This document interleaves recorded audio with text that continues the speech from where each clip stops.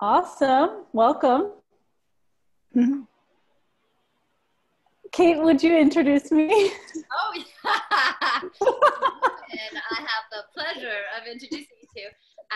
Yeah, so Karen and I, that's an inside joke. Well, I used to have to do intros for a mentor of ours, and that's always so Karen and I have known each other like 9 years. Mm-hmm. Yeah, a long time. This woman is masterful at many things. When I first met her, she had a program or a business called Discover Your Genius. Was that the name of the business or just the program? That was the core program, yeah. And the business was Live Your Genius, yeah. So she helps, when I first met her, she was helping mostly women, I think, awaken their genius, like their true purpose, their true gifts, their genius in their life. And she's a powerful speaker, teacher, coach, healer, just an absolute powerhouse. And one of my favorite things about Karen is she follows, like, based on everything you have all learned through the path with me, Karen is really a walking example of the path of the heroine, because she honors who she is to the max. And I fucking love this about her. And I've learned so much just from witnessing her. I mean, she's evolved so much since I first met her, and she'll just like realize her life's out of alignment and be like, right, Kate, leaving this relationship, leaving this city, moving over here. She moved to Mexico. She lives in this tiny little beach town that's like super spiritual. And she took up salsa dancing and then fell in love with a Mexican man who she's salsa with, who's a photographer. She just like designs her life and her business and her love, and absolutely every element of her life is in alignment with who she is. And human design has been one of I believe, the vehicles that helped her get there. Because human design is like, hey, this is the blueprint of your soul. And in my experience, when I learned about human design, it was like the most validating thing I'd ever come across, because it was like, oh, I'm supposed to be like this. I thought there was something wrong with me before. And so she's been deeply immersing herself in studying human design for many years, and has incorporated it into all areas of her life. And yeah, it's just a total wizard at that and many things. So excited for her to share her path and her gifts with you. And so excited that we're all together. Like this is, and we're going to do a reunion event soon. So this is just the beginning. All right. Yeah. Thank you so much, Kate. That's just an awesome introduction. And I really love this group. It's so amazing to be in this environment, because I can feel the transformation that has ignited with the work that you've done with Kate, and that is continuing. That I can see that, Kate, that the immersion is such a transformational experience that it takes time afterwards for all of the changes and the ripple effects of what happens in that week to really play out in your life. So I can feel it alive in the group, and it's really exciting. It's what I love to participate in, is environments where people are stepping into really powerful transformations. So thank you so much for having me here. And I'm excited. I'm going to share with you some really powerful information today about human design. And what would be fun and make it even more alive is to have your questions and interactions and hearing how it applies to your life as I speak, so that we can have some back and forth. And so I welcome that and invite that. And I'm going to share some slides with you so that it's not just you hearing my voice, but visual as well. So let's jump into that. Before we start, can we just have Suzette introduce herself? Yes. Just so everyone knows who it is. So Suze, what we're doing is, or what we did was introduce all three selves, all three of you, full gang, and which immersion you were at, and what's like the biggest impact or shift or thing that you're working with. Starting with me, can you hear me? Yes. Yeah, hi. Everything else is gone, love. I just want them to know who you are. Hi, yes. Hi, I'm Suzette. I am with the first group in Italy with Donita, Sophia, and Suzanne. Not Valentina anymore. And biggest takeaway from the immersion is, I don't know, just butterfly is my word for it. I just, you know, changed from this little caterpillar to a butterfly, and it completely changed my life. But it's ongoing. And I hear Agnes every day, but we have a conversation in a relationship. Yeah. Agnes is her doctor. And what's your heroine's name? Diana. Yeah. Amazing. Thank you. Okay, Karen, you're back up. Okay, cool. And I did want to thank Kate so much for this chance to share my genius and my passion, and also just to acknowledge I've seen so much transformation in Kate in the 9 years that we've known each other. You guys would laugh if you knew who she was when I first met her.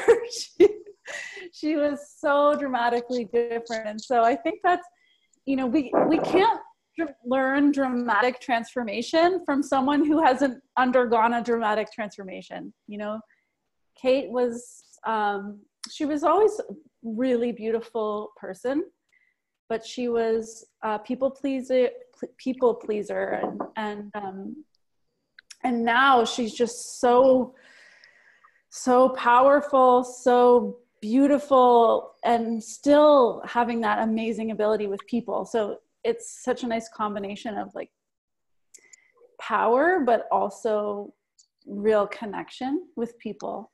So thanks. Katie the baby to Kate Harlow. Oh my gosh, it's amazing. Yeah, she and I have seen a lot of change in each other. Yeah. Okay. So let's jump in here to human design. I'm sharing my screen, so hopefully you can see this. Okay, give me a thumbs up if you see the presentation. Okay, awesome, thanks. Cool. And I'm just gonna adjust how this looks a little bit.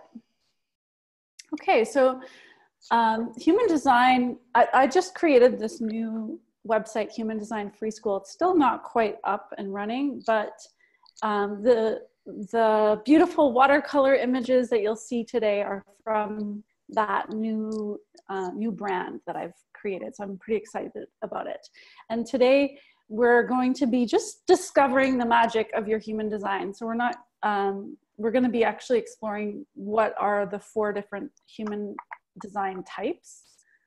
And hold on a second, I'm going to mute everybody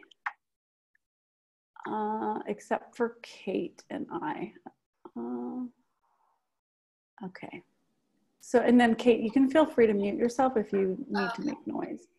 And I'm actually going to make you a co-host so that you can control things.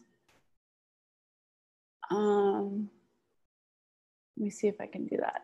Yes, make co-host. So yeah, you can control things if you want to unmute someone or that kind of thing. Okay, cool.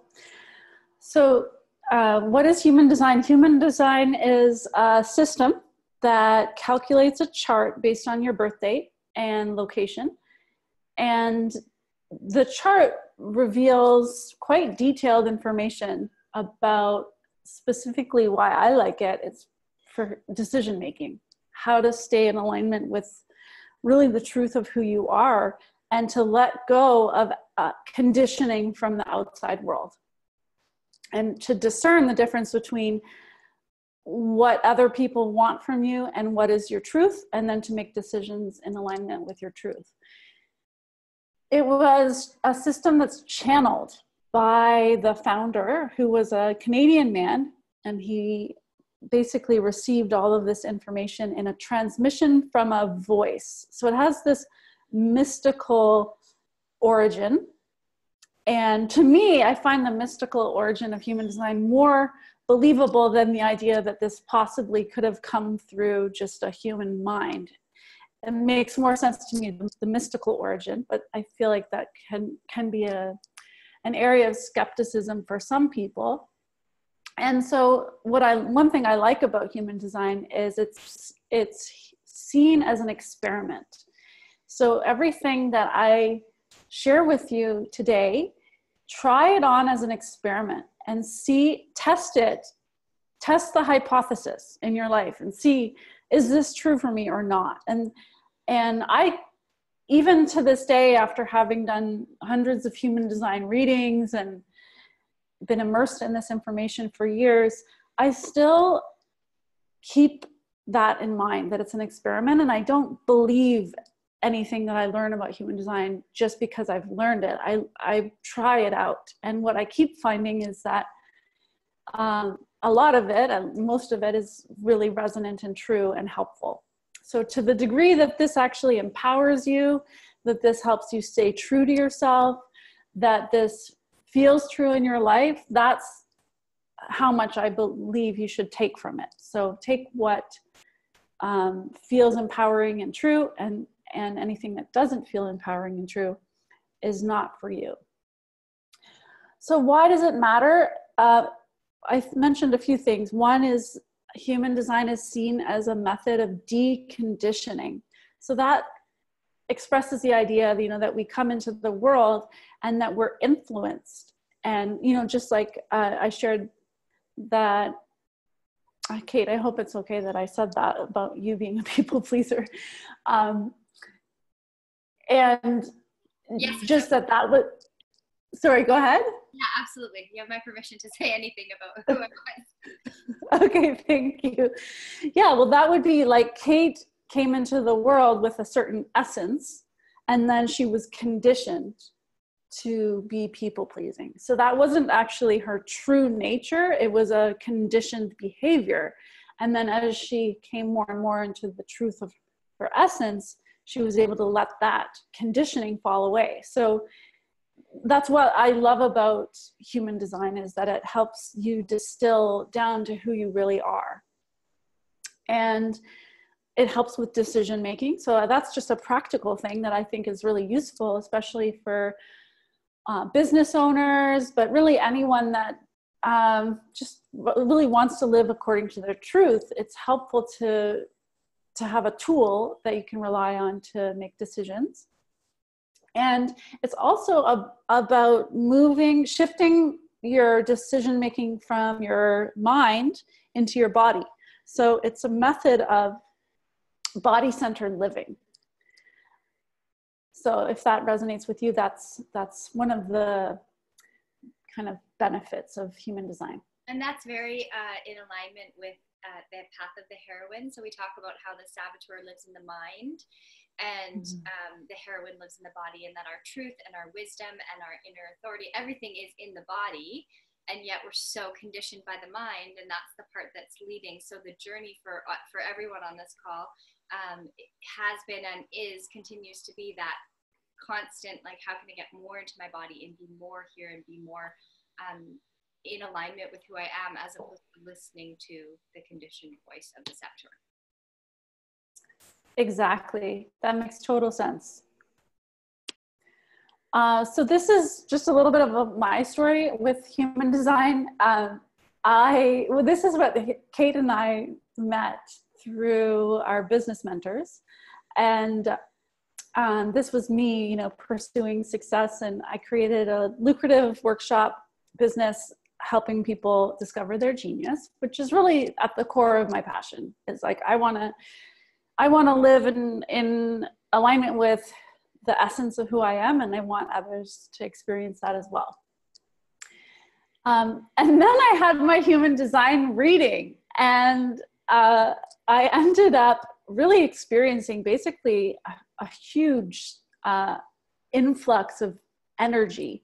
And it was, in a way, a sexual awakening. I just had way more vitality, and it became obvious all of the things that I was doing that were life draining and that weren't in alignment with what my life force really wanted to be up to. And so I tend to jump into these things with with both feet. And I really wanted to try this experiment, and I wanted to see, okay, what would happen if I started to live according to my design. And what happened is, yeah, I left a long-term relationship. I sold all my belongings. I moved to Mexico. I changed my career path and you know, became a yoga teacher. I teach salsa. I just got trained in this system called Booty, which is a women's empowerment fitness program. So I kind of shift to more body-centered path, and I still also do body-centered coaching. So I've shifted my direction in alignment with my design. And it, you know, that whole process took several years. And in that process, I did kind of like divorce from the world. I lived on the side of a mountain in this little straw bale house and basically pursued enlightenment for several years until I ran out of money.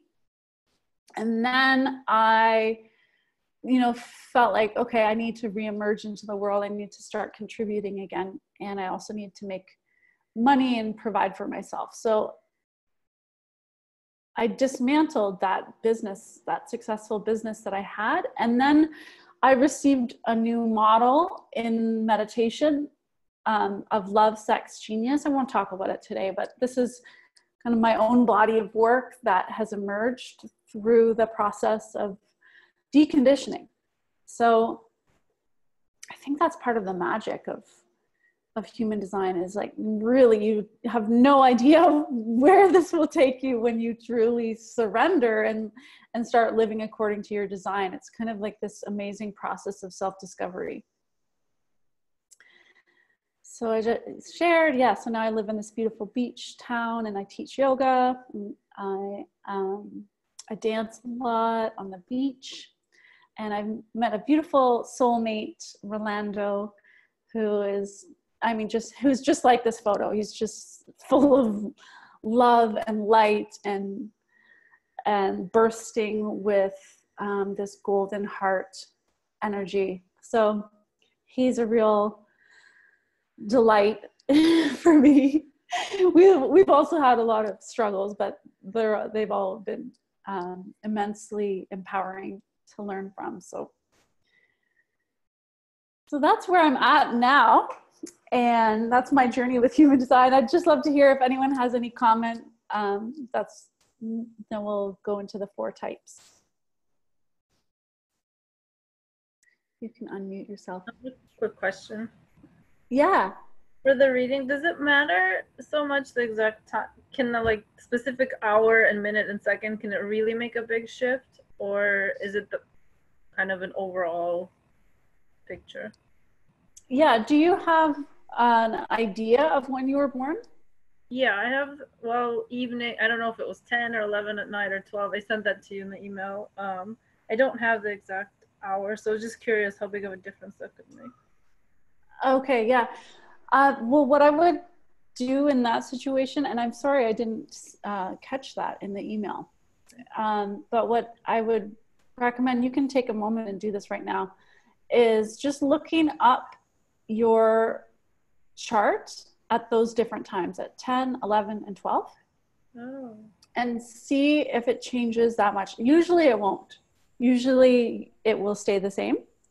But if someone doesn't know their birth time, what I usually do is I will look up their chart throughout the day and I will see if it changes. Usually, I mean, sometimes it does change dramatically throughout the day. Sometimes if they were born at 12:30, they're a manifestor. And if they were born at 1:30, they're a projector. So when that happens, I have done readings for people where I send them the different videos about the different types, and then they kind of they usually just know what was true. But I'm guessing for you, it probably won't change that much. Okay. But so it's worth the just change that I would look at is the actual type, right? Not right. Yeah. You would look at your type and then your decision-making authority and your profile. So those would be the 3 things I would look for. Just the type, authority, and profile. Okay. And thank you all for those of you that did send in your charts. It was helpful to look at them. My time was off by an hour until I came across a birth thing, like maybe a year ago or two. And it said, like, I was born at 12:04. I thought I was born at 11 a.m. And I first looked it up and it said manifesting generator, and my whole life flashed before my eyes. And I was like, how can I be a manifesting generator? But I forgot to change the year. It was like 2000. I had been born in 2018. And so, yeah, it didn't actually change anything, and it was off by an hour. Okay. So, I mean, I guess that's probably not true for every case, but yeah. That's funny. So any other questions? Yeah, go ahead. On all this because I didn't email you. No, that's okay. If you didn't email me, it's fine. It's just, I just sent an optional, if you wanted to email the chart, that it helps me to be able to see, oh, like, look at who's going to be in the group. Okay. I'll go and find the email. Danita, do you know your human design? Have we looked it up before? I am unsure. Do you know your time? Okay. So this actually would be a good moment. If you haven't looked up your chart, I'll just go over that quickly, because that was in the email. And this, you know, the presentation won't be nearly as powerful if you actually don't know what your human design is. So you can go to jovianarchive.com / get your chart. I'll put this in the chat box.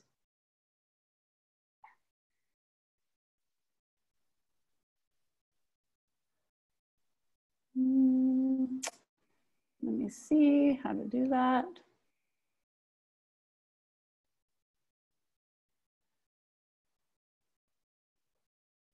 Oh, I don't see how to do this. Kate, do you see it? Can you do it? Yeah. But then we have to share my screen. I can do that. Hold on. Or just put it in the chat. Oh yeah, I can do that.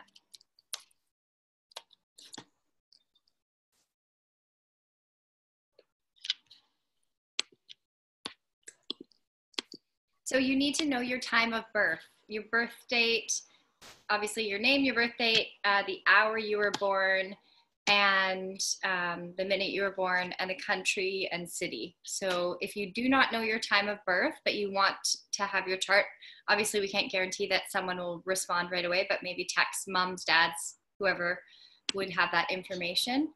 Okay. How do I get to the chat? Because right now all I can see is you, because it's on share screen. Oh, okay. Oh, there it is. That's so much easier. Okay, I got it. Okay. Yeah, so I just put it in the chat box. Perfect. I guess it's hard to do when you're sharing screen. Yeah. Can you just raise your hand if you already have your chart so I can see? Whose empty seat is that? Okay. Okay, so it's just Anita that doesn't have it. So yeah, okay, she's looking it up. Awesome. Karen, And then I'm sorry, can I ask a quick question? Yes. So Yes. we were talking, I know the hour I was born, and last night when I was asking my mom, she just kept saying 8 o'clock. I missed Tom Jones. I'm like, okay, great. Was it 8 exactly, or was it 8:05? I don't know, but she's looking for my birth certificate. So does the minute matter as much as the hour, or no? No, I mean, it's very unlikely that your chart changes dramatically in that minute time frame, but like something small like your profile might change. So what I would do, I mean, this is kind of more minute stuff, but like what I would do if I didn't know my exact time was I would look it up. Like I would look up a chart at 4, I would look up a chart at 4 a.m. I would look one up at 4:30, and I would look up one at 4:50, and I would just see if there were any changes. But you might not, at this moment, because you don't quite know that much about human design, you might not be able to see the differences. So the main thing, like I was saying, I think it was to Lana, is just to see, is there a change in your type? Is there a change in your decision-making authority? And is there a change in your profile? Okay. All right, let's keep going. I want to know if, how many people here, just type in the chat box, are generators? Just type into the chat box, generator, projector, manifestor, or reflector, so we can get a sense of everybody.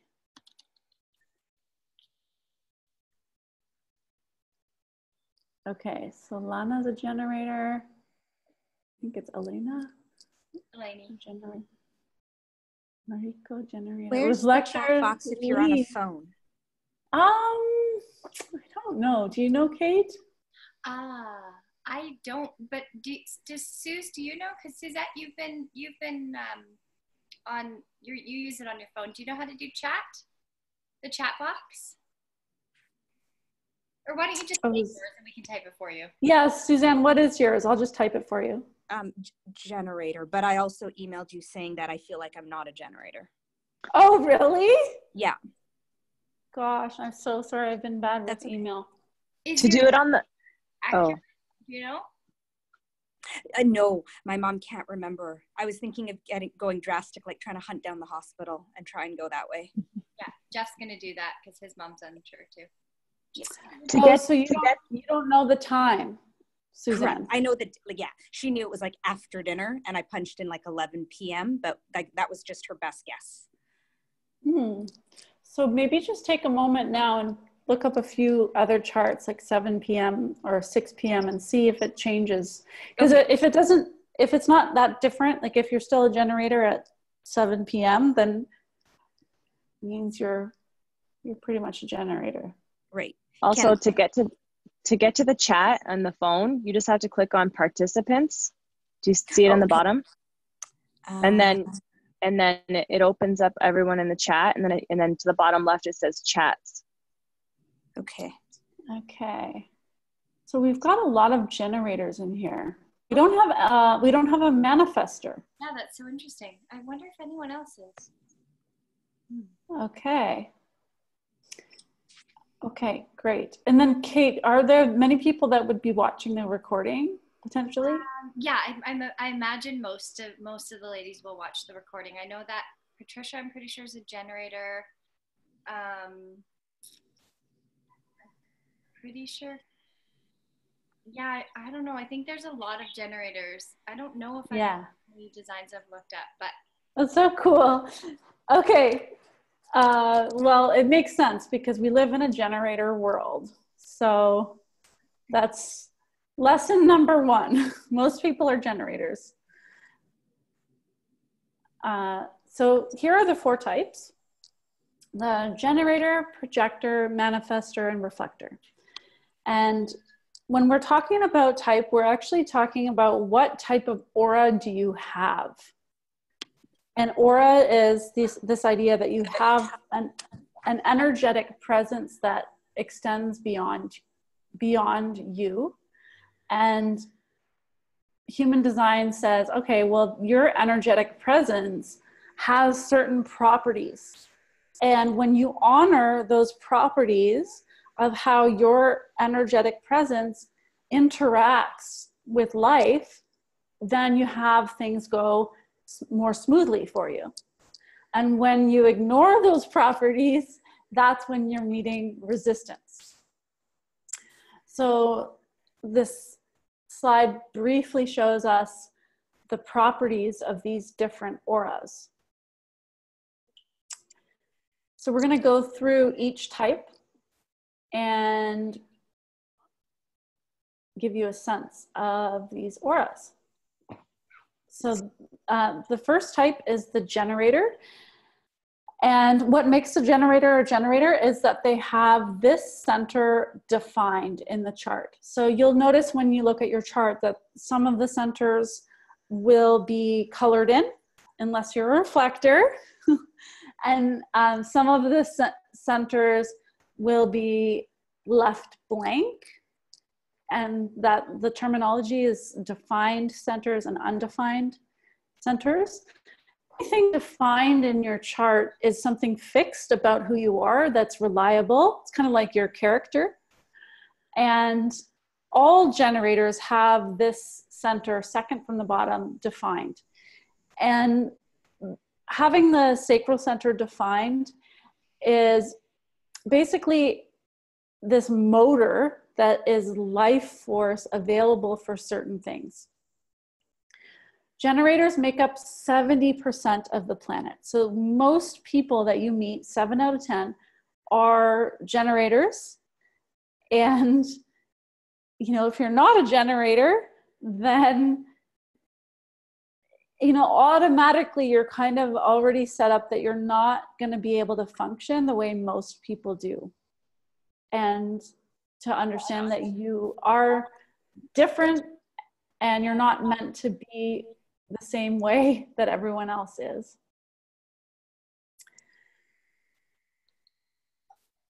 I'm actually a manifesting generator. So a manifesting generator is just a subtype of the generator. But if you're a manifesting generator or just a pure generator, the same aura properties apply, that you have this open, enveloping, and attractive aura. So the generator is kind of like their aura is hugging everything that it interacts with. So generators are able to really get close with others. They naturally are able to create that closeness. And the big thing is that generators are attracting to them everything that's right for them.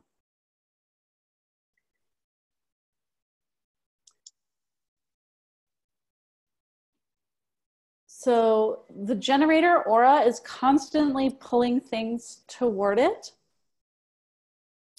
And the magic of that is that you don't, if you're a generator, you don't need to go after what you think you want, because what you think you want, what is actually right for you is coming to you.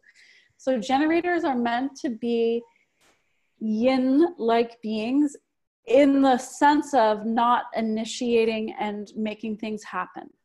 They're meant to wait until something comes to them, and then when it's there, respond with their powerful life force energy, because they do have a lot of energy to apply to life. They're the worker bees. They're the ones who built the pyramids. They're the ones that have a lot of energy available every day for certain things. So the sacral center, one of the key words for it is life force. It's pure energy that, when it's used correctly, it regenerates itself.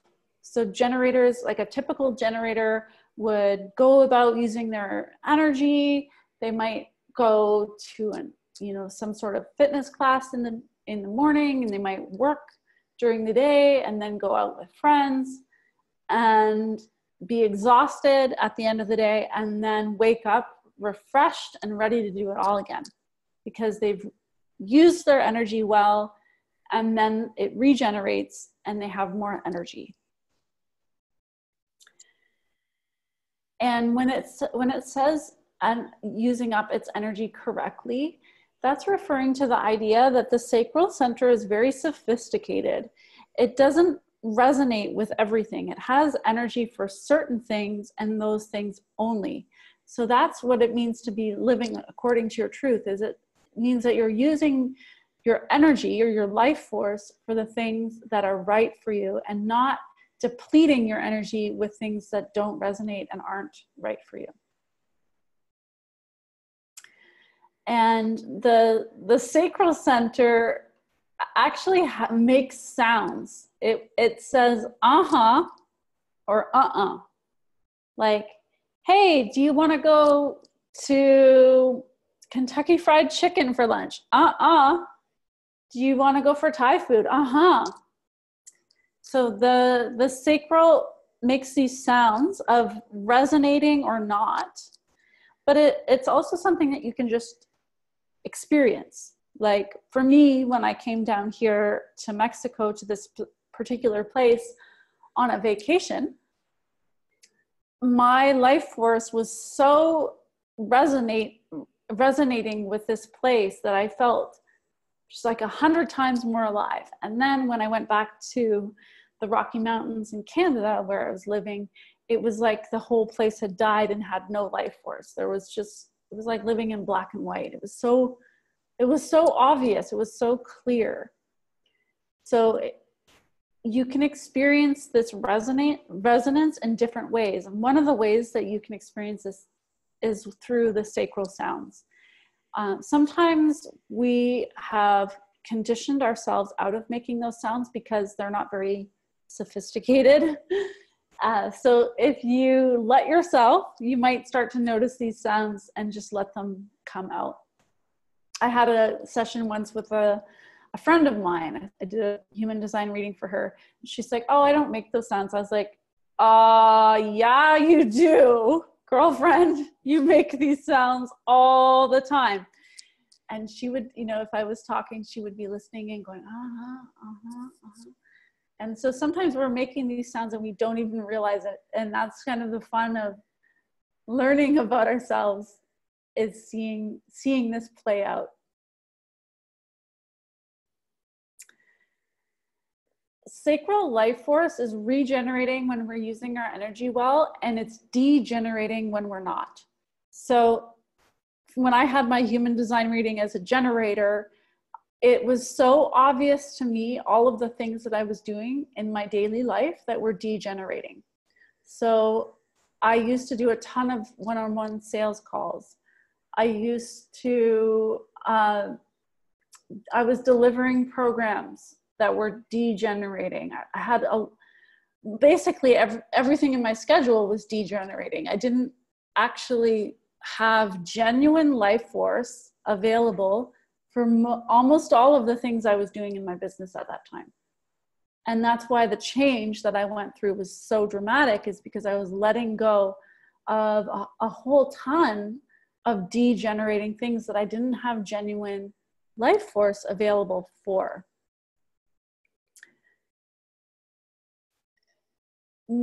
Many generators end up losing touch with what they have genuine sacral life force available for, because they get caught up in making decisions about how to use their life force based on their mind.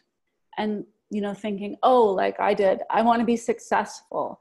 I want to make a lot of money. I want to have a nice house. I want to have nice things. So I was making mental decisions instead of actually paying attention to, oh, I have life force available for this. And what that leads to for generators is frustration. So frustration is like those little bumps on the side of the road that let us know, oh, I'm about to just drive off into the ditch. So it's a little signpost for a generator. In this moment, I am not using my life force energy well. I'm using my life force for something that's not right for me. And that can be just really helpful to recognize the moments in your day where you're experiencing frustration. Frustration is not something that I experience very often anymore. And it used to be my daily reality. I was frustrated all the time.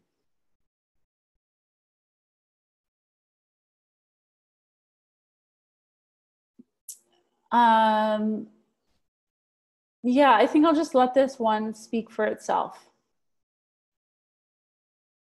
It's kind of interesting because when you lose touch with your sacral and then you start getting back in touch with it, it kind of builds momentum over time.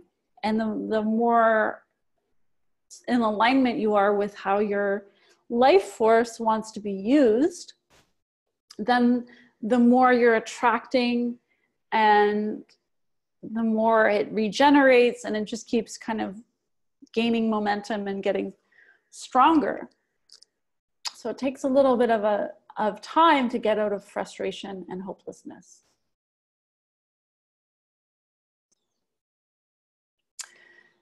generators are here to know themselves and to discover who they are through their sacral response. And it's a surprise. You know, we don't know what our sacral is going to say. Yes, I resonate with this. So for example, Rolando, when I first met him, he was just staying at my neighbor's place, camping in their front yard. And I saw this guy and I was like, oh, he's kind of cute, but he looks really young and he's kind of skinny. I like guys that are bigger and more, you know, manly. So I didn't really think anything of it. And then when we finally did meet and we hugged, it was like having a nuclear explosion in my entire body. Never experienced anything like it. It was such a strong response of energy resonating with other energy. So that was a surprise to me. And it really got my attention. So as a generator, we don't know what we're going to resonate with. And that's the fun of discovering who we are, is that we actually get to discover our essence through what our sacral resonates with. Just like I didn't know I was going to resonate with living in Mexico. I didn't plan that. It just came. And I didn't know that I was going to resonate with doing this booty instructor training. And that was something that came to me. And then my sacral responded. So, you know, the strategy for the generator to honor their aura is wait to respond. It's don't start things, don't do what you think you want to do and make it happen. Let life bring things to you, and then notice when your life force resonates and says yes. And then those are the things that are going to be really satisfying for you.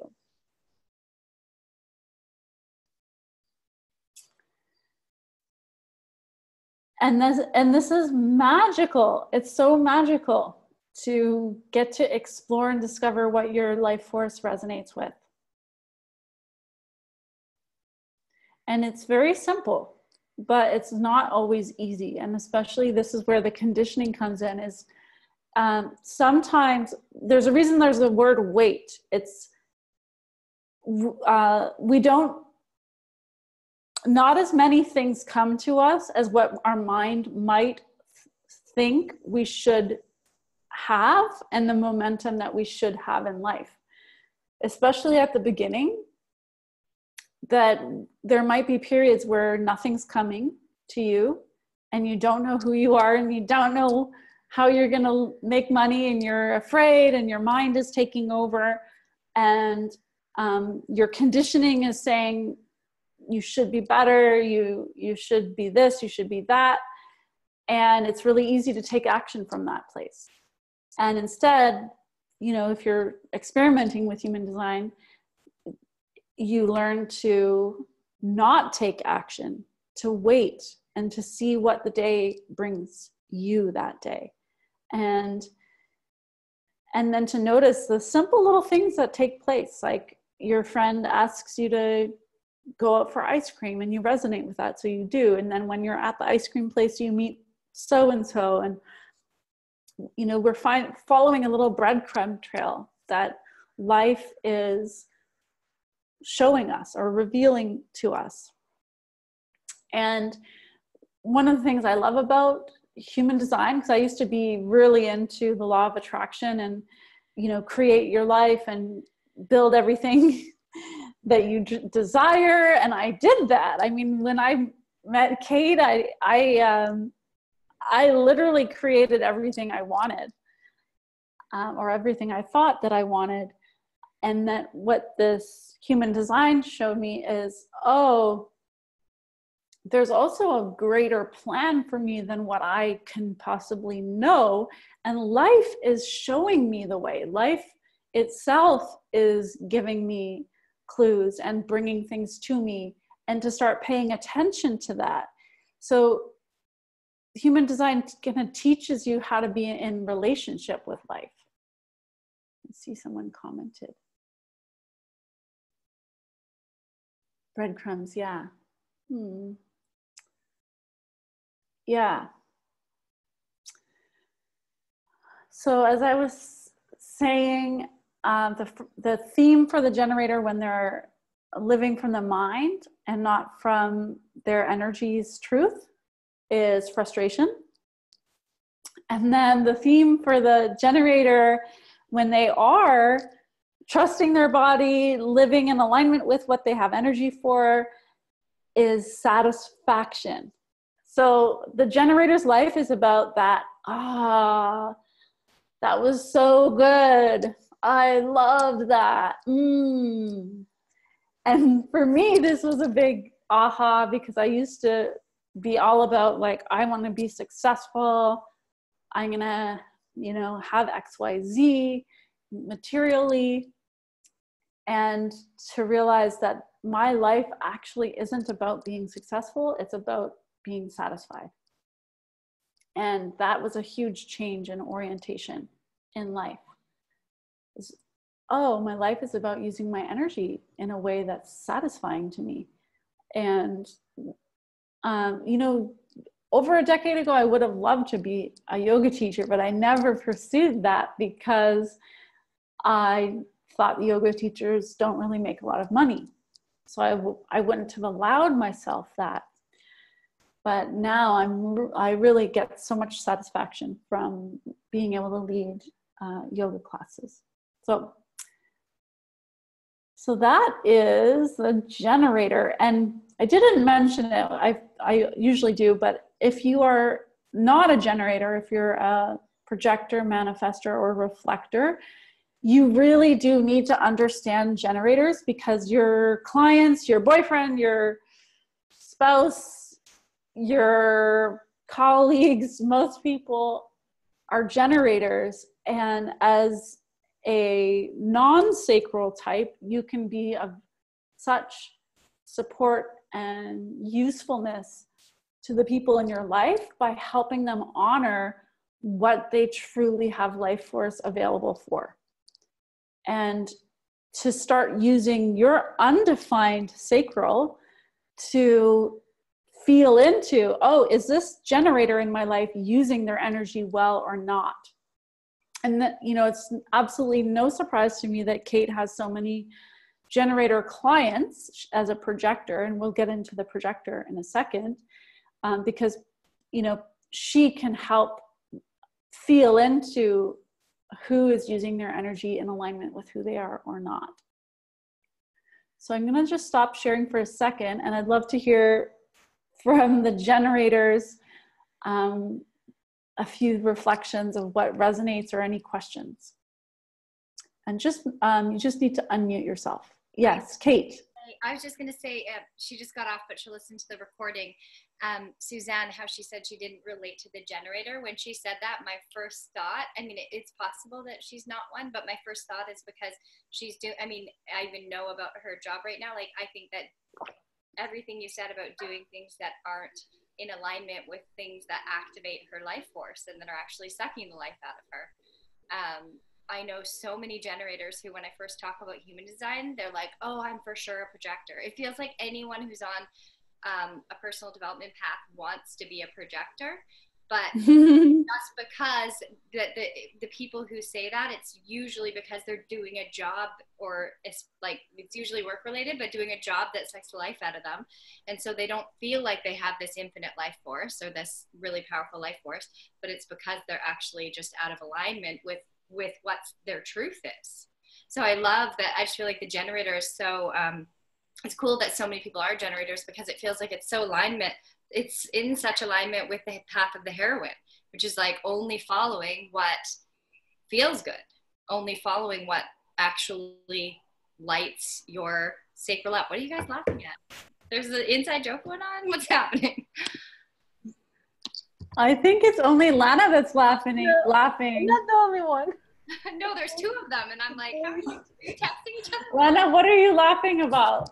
It's Lisa and I. We got caught. I feel like we're the bad kids in school. You are. What are you laughing about?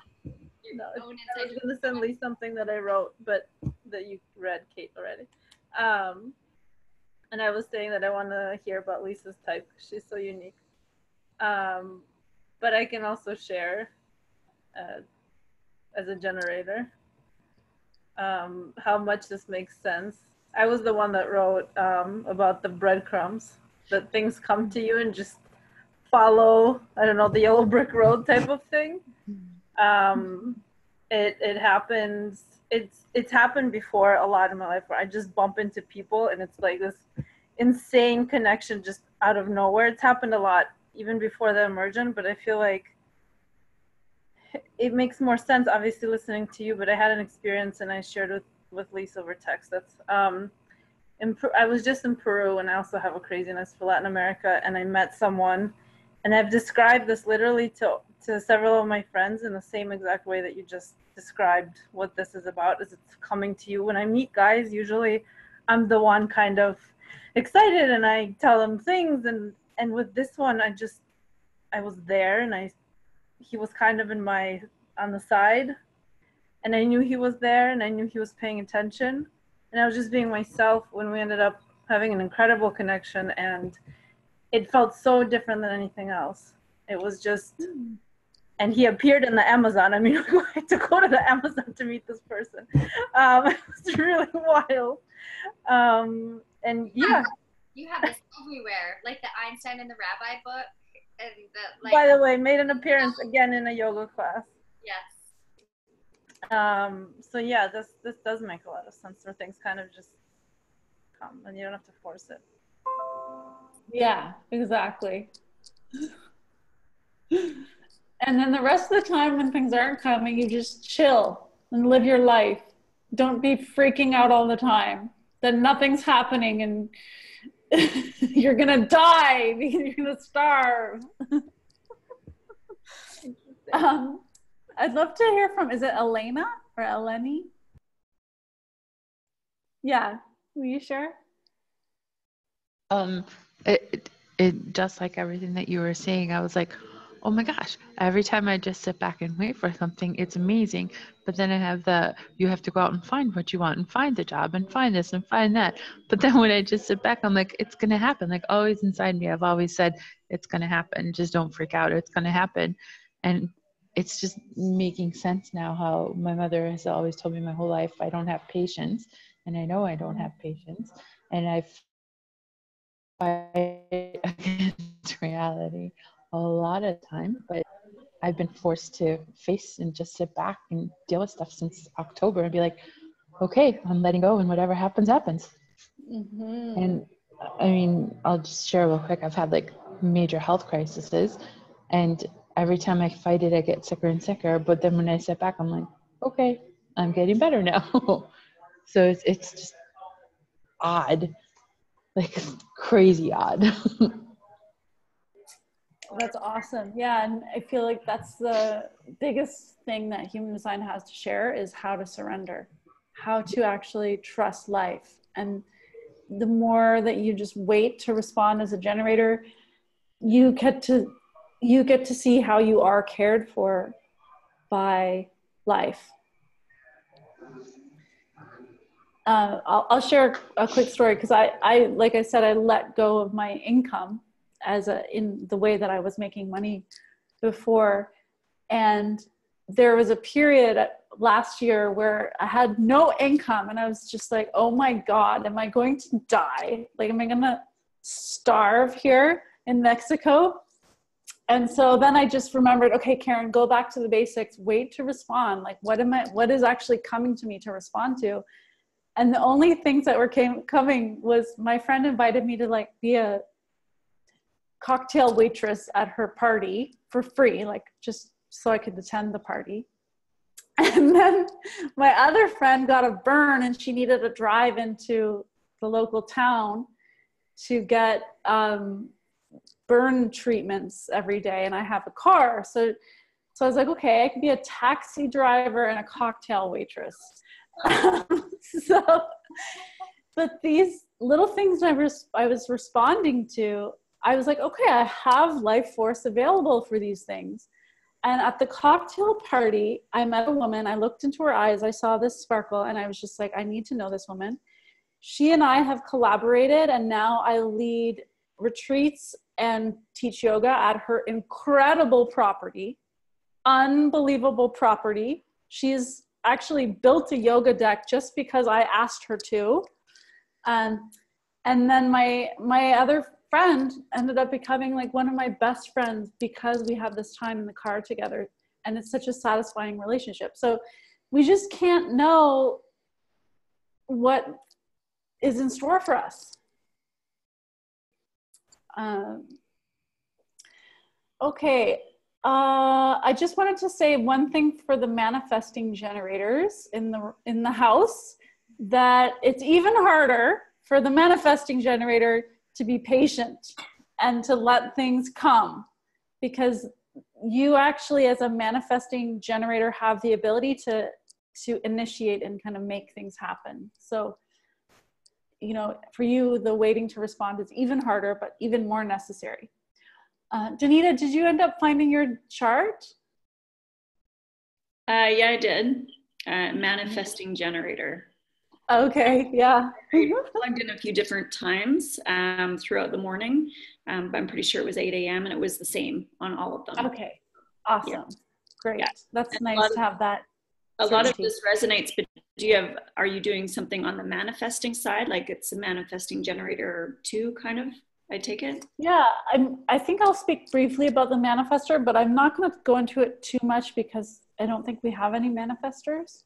I think. But for you as a manifesting generator, the number one thing is to learn to wait to respond, because manifestors are here to initiate. And so you have the ability in your design to initiate and start things, but you're actually here to wait to respond. So it's even more important for you to learn to wait for something to come to you before you use that go make it happen ability that you have. It helps you discern the right timing for things. Totally, completely, 100% resonates. I'm sitting in this right now. I have credit card bills. I'm not pulling in enough money per month, and I'm not friggin' freaking out. I'm like, what is wrong with me? You're surrendered. And I'm kind of like, guess we'll just see what happens. Yeah, you're surrendered in your trusting life.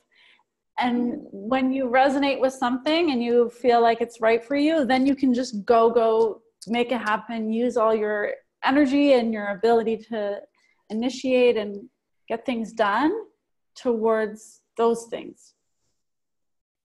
Yeah, it's interesting. Okay, let's keep going with our projectors. So who do we have as a projector? Manifesting generators. Yes, please do. My experience of them, especially because they're so the opposite from me. Jeff's a manifesting generator. Justin, who you would have met, right? Did you meet? Oh no, he didn't. He came to I think Malia's the only one who met Justin. Justin, who I talk a lot about, who I worked for many years, he came to the immersion in the second one in Mykonos, and he's a powerhouse genius, and he's like builds many businesses, like crazy successes under his belt. He's a manifesting generator. In my experience, manifesting generators are like unstoppable. They're fucking, if they're obviously based on everything Karen says, if you're actually, was there one more person on this call who's a manifesting generator? Suzette. You are too, Eleni? I just redid mine on the link that you sent, and it came up as that. Ah, that doesn't surprise me. She works for FIFA soccer in like the most male-dominated industry and is a badass. Nathan? Manifesting generators are fucking potent forces on this planet. I have so many friends that are manifesting generators, and they are often the most successful people I know. And I mean, of course we can all be successful, but like there's something really special about manifesting generators.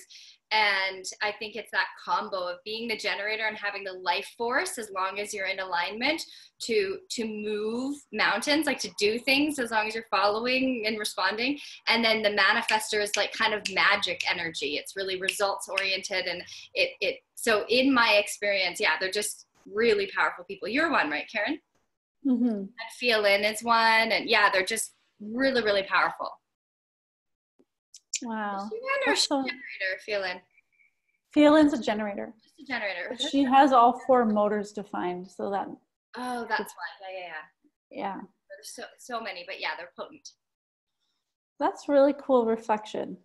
I usually kind of like, I guess maybe because my teacher in a way was dissing manifesting generators because they have such a hard time waiting to respond. So I kind of adopted, I feel like, a little bit of that attitude. Like, if you're a manifesting generator, that you suck at waiting to respond. Because you are one, right? So it makes sense. Yeah. It's actually a really cool moment, because it makes sense that I bet you anything you wouldn't have taken that on if that wasn't your design, but because it's yours, it's like, I mean, I don't know, but that's my guess. It's like that part of you held on to that, like, almost judgment. One of the things that Chetan told me about human design, Chetan Parkin has lots of books on human design, and he's another leading expert in the world on the topic. And he said to me once, because I had someone tell me projectors are not meant to have children, and I said that to him, and he was like, this is what's wrong with these self-inquiry tools, is people learn them and study them, and then they all their own projections get interwoven, and their own struggles with it get interwoven into how they teach it. And so which is just part of being human. Like, it's really hard to not do that. But he was saying there's nothing in my mind. It was like, oh, defined means good, undefined. Projectors are this, like, there is no good and bad. It's like all of them are incredibly powerful and amazing because it's you.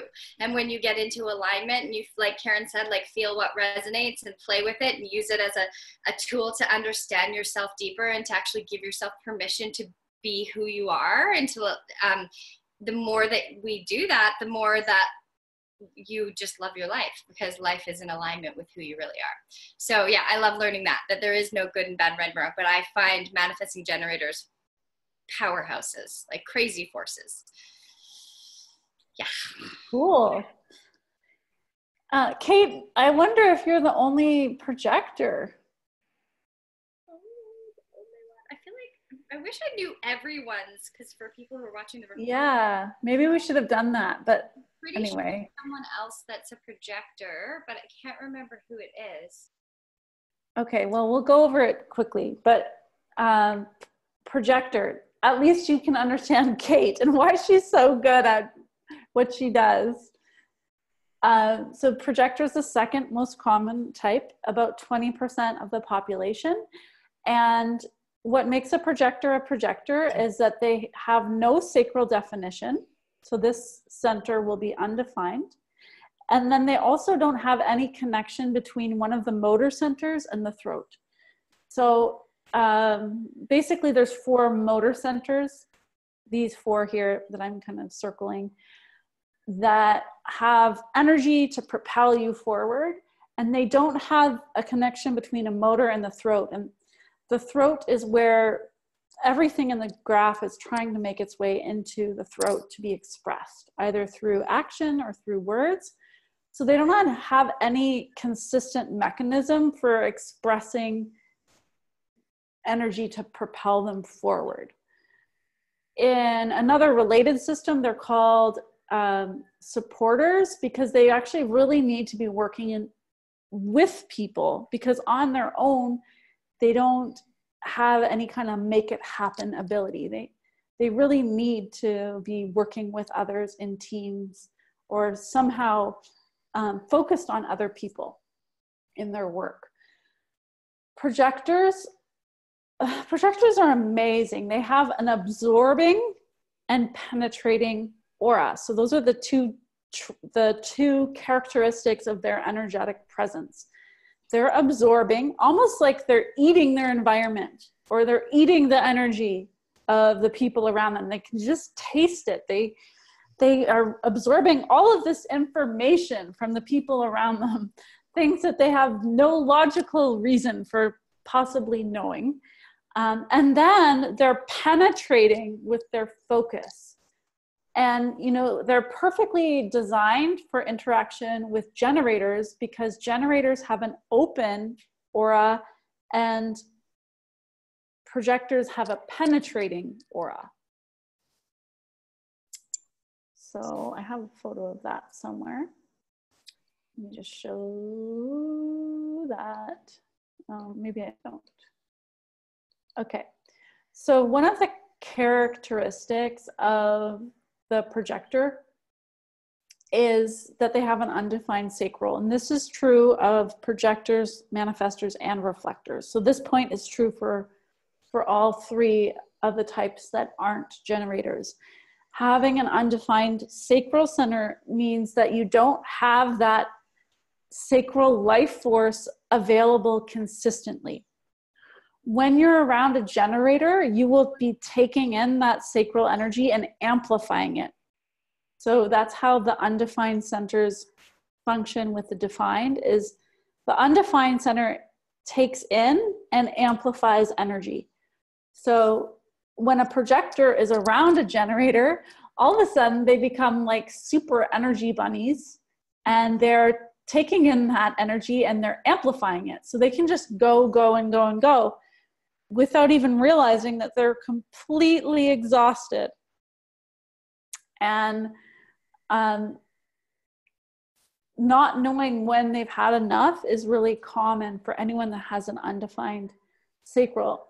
So they can really struggle with burnout and really overdoing it until they learn to honor the fact that they don't have sacral life force available consistently, and that they need to just be people that spend more time resting than generators. Did you want to pipe in, Kate? And say what about projector? Oh, I don't know. I just kind of heard a little noise. I wasn't sure. Oh, no. Okay. When you have the undefined sacral, your life force doesn't regenerate in the same way that it would for a generator. So it's not like when you use your energy that you have more energy. It's just an amplification. So it's not really healthy for a projector, manifestor, or reflector to be operating as if they have tons of energy, 9 to 5, to kind of be using for work. It's just not like that for them.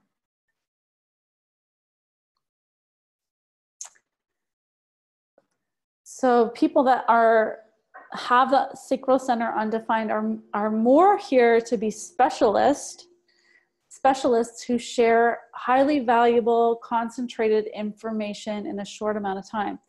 So if you look at Kate, it makes perfect sense that she does the immersion and she really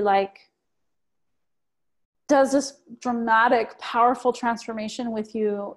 And then she has long stretches of time where she's not necessarily working, where she's maybe meeting with a few clients, but she's not expending a ton of energy towards work.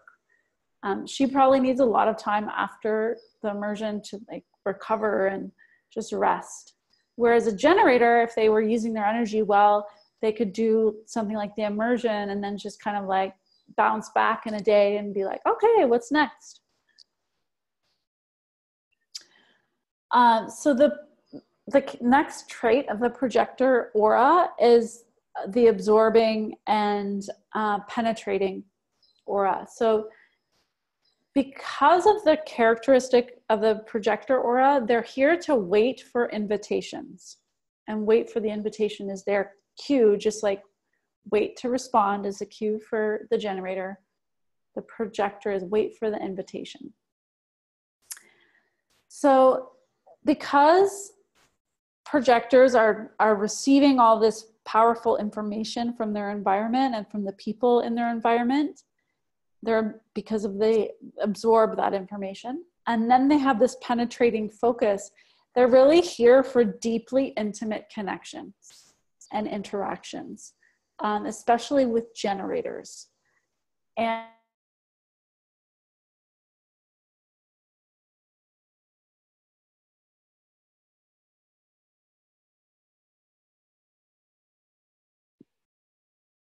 You're frozen, love. Can anyone else hear me?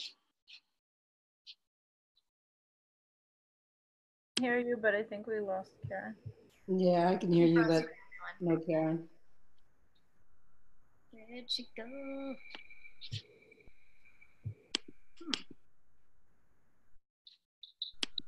Are you there, Karen? Oh, there she is. Kate, so I don't interrupt, I have to drop, but I will listen to the recording because it's Yeah, fascinating. This is really helpful and interesting. Thank you for organizing for us. Yeah, you're welcome. Thank you, Karen. This is really, really great. You're welcome. We'll send you after. Okay, can you hear me?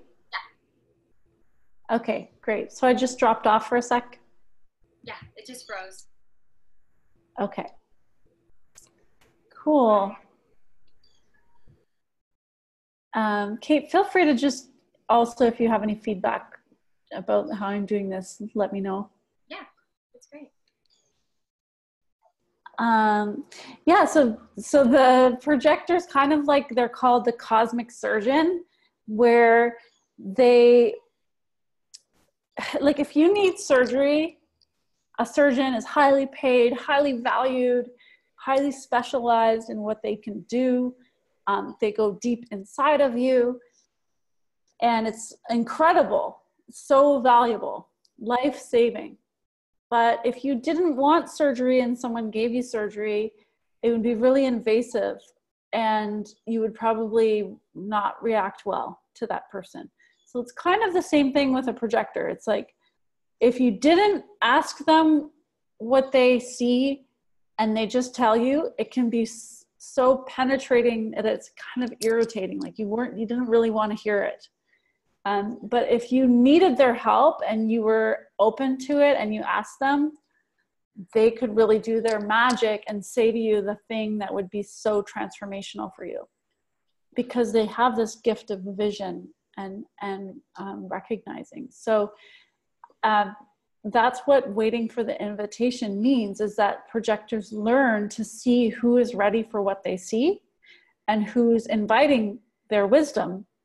And when there is that invitation, they can just do their magic. Just like when you attended the immersion, you were inviting Kate to be magical and share her real gifts with you. And because of that, it was so powerful and transformative. I'm gonna just mute you, Kate.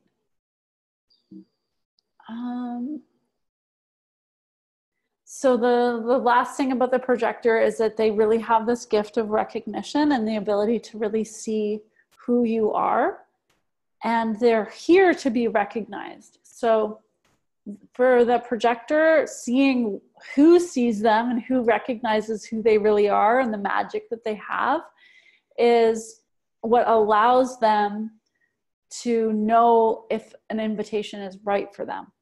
So anytime that they feel like, oh, this person gets me, that's a good clue that they're actually invited in that situation. The generator is here to know themselves, and the projector is here to know the other.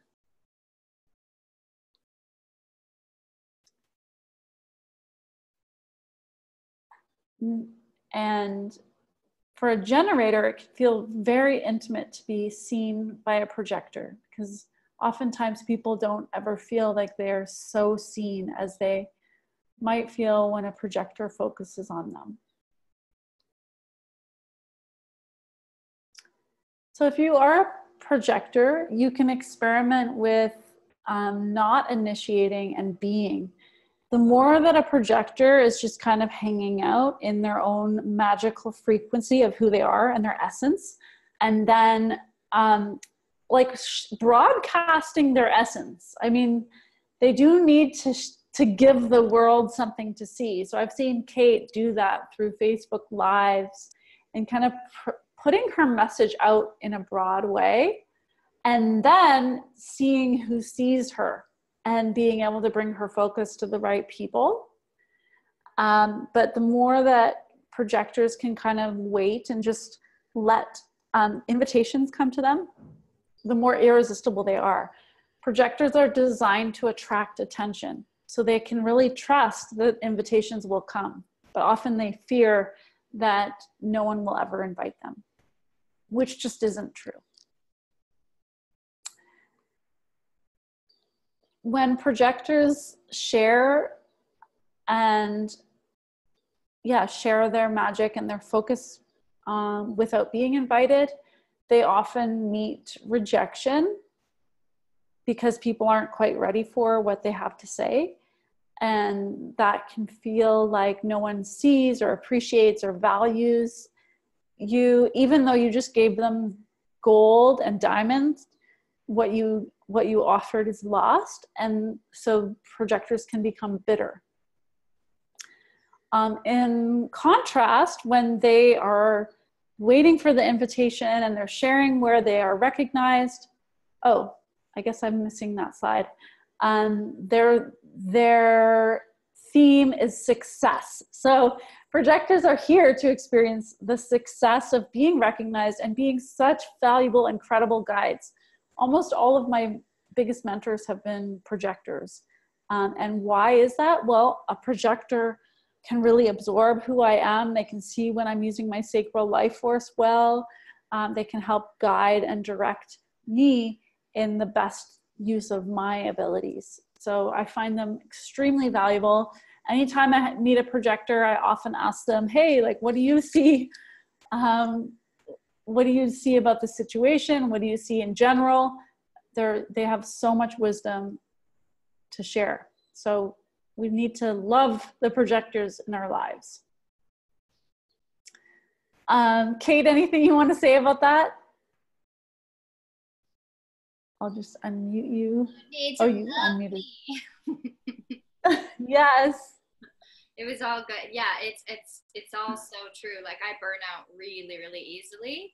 And I was just thinking, I'm so grateful that I attract so many generative clients, because you guys give me energy to be able to teach for 6 days straight. And I have so much life force when I'm doing that. But then after, I feel like I did a talk yesterday, and right now I feel like depressed and dead and like zero energy right now. So I'm envious of all of your generator motors. But it's a cool process to learn how to, because I used to be a business mentor, as I think you all know.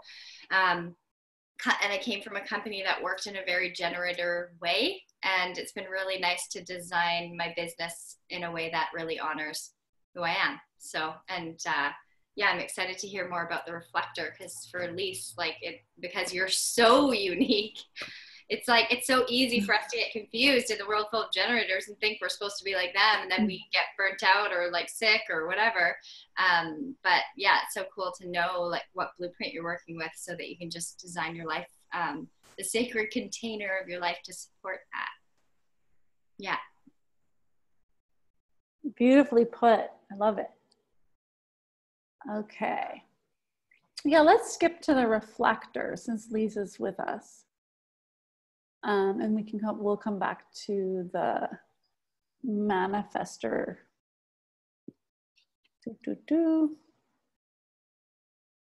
Okay, so reflectors are really unique. I haven't met very many, less than 10 in my life. So it's really, anytime I meet a reflector, I feel very, very lucky, very interested in what they have to say and who they are and how they live. So unlike the other information that I've shared, I haven't had really a lot of time to experiment with the Reflector because I don't know very many. I have one client I've been working with for a year and a half who's a Reflector. But other than her, I haven't really gotten to know a Reflector all that well. So what I'm sharing here is through the information that I received from my teacher. It's not necessarily through a ton of lived experience and stories that I've heard and all that. So what makes a reflector is that the time that they were born, none of the centers were defined. So they have no defined centers. So this means that each center has a certain frequency or a certain theme that it relates to. And none of those centers are operating consistently for a reflector. They are operating, they have those centers that activate and also aren't active at certain times throughout the month. Their aura, the properties of their aura are resistant and sampling. So I like this disco ball image because you can think of the little mirrors. They're resistant, so they don't have, they're not soft, they're hard, and they're reflecting back to the environment what that environment is. And that's, what a reflector does. It also samples. It also takes almost little tastes of the energies of their environment and the people in the environment. Not the same as the projector that really absorbs everything, but the reflector is a little bit less enmeshed with other people. It's more taking a sample. The strategy for the reflector is wait a lunar cycle. So for them, for making important decisions, like who am I going to live with? What am I going to do? What should I do with this money? Important decisions, they need to give it time, at least a month, or the cycle of the moon. So they're very much in relationship to the moon. The reflector aura samples or taste tests the other. They don't take in other people through their open centers like other types. So even though they have such an open design, it doesn't mean that they're so open to the influence of other people, because of that resistant nature of their aura. Reflectors are more in relationship to the program itself. So what that means is, and this is kind of some of the mythology of human design, is that, we're here living in a world that is influenced by the planets, the stars, or you could even think of it as like consciousness, God, the universe, however you want to see it. So reflectors are more in relationship to that pure consciousness of the universe itself. I'm sorry, but my phone is going to die, so I'm going to log off before this happens. Thank you so much. So nice to see your face. Okay, bye. So they're in relationship to life itself.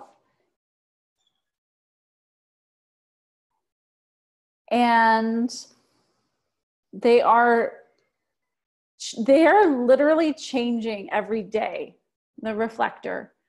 So there's not a lot of consistency in them about who they are.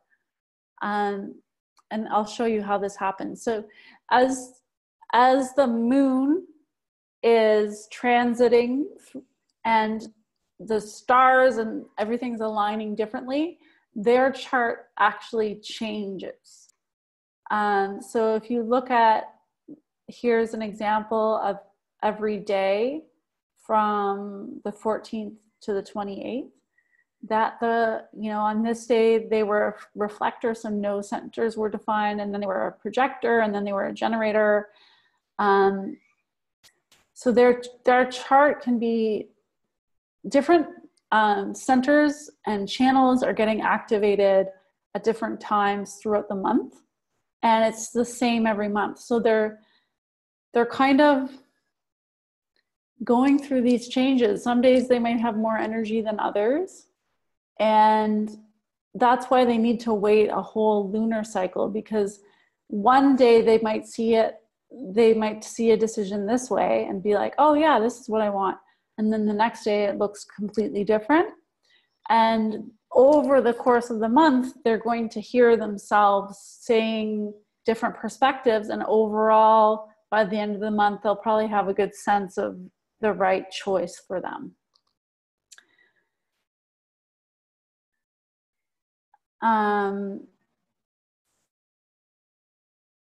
So part of the journey for the reflector is getting back into connection with the moon, with the lunar cycle, and to notice this connection.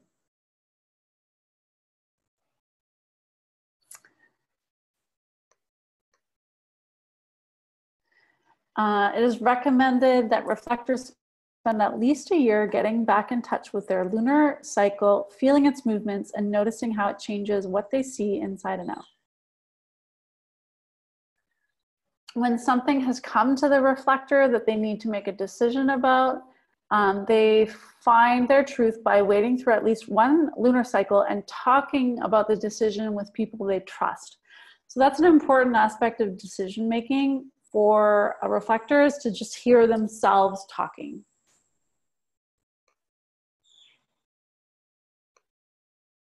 Yeah, so they're not talking with other people to get advice, they're talking with other people just to hear what they have to say. And this is what I see with my reflector client, is that I help her to hear what she says and to have a place where every week we meet and she gets to express herself, because I ask her questions and I get her to talk.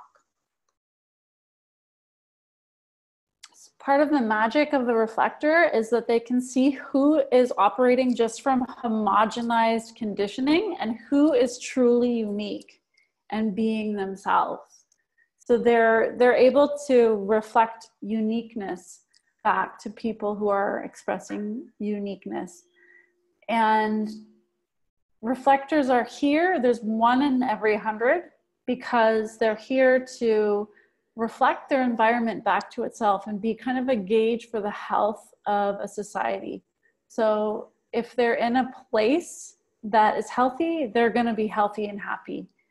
If they're in a environment that's unhappy, unhealthy, then the reflector will be unhappy and unhealthy. So they're kind of like a barometer of their environment, and their environment is a really important decision that they make in their life, where they live.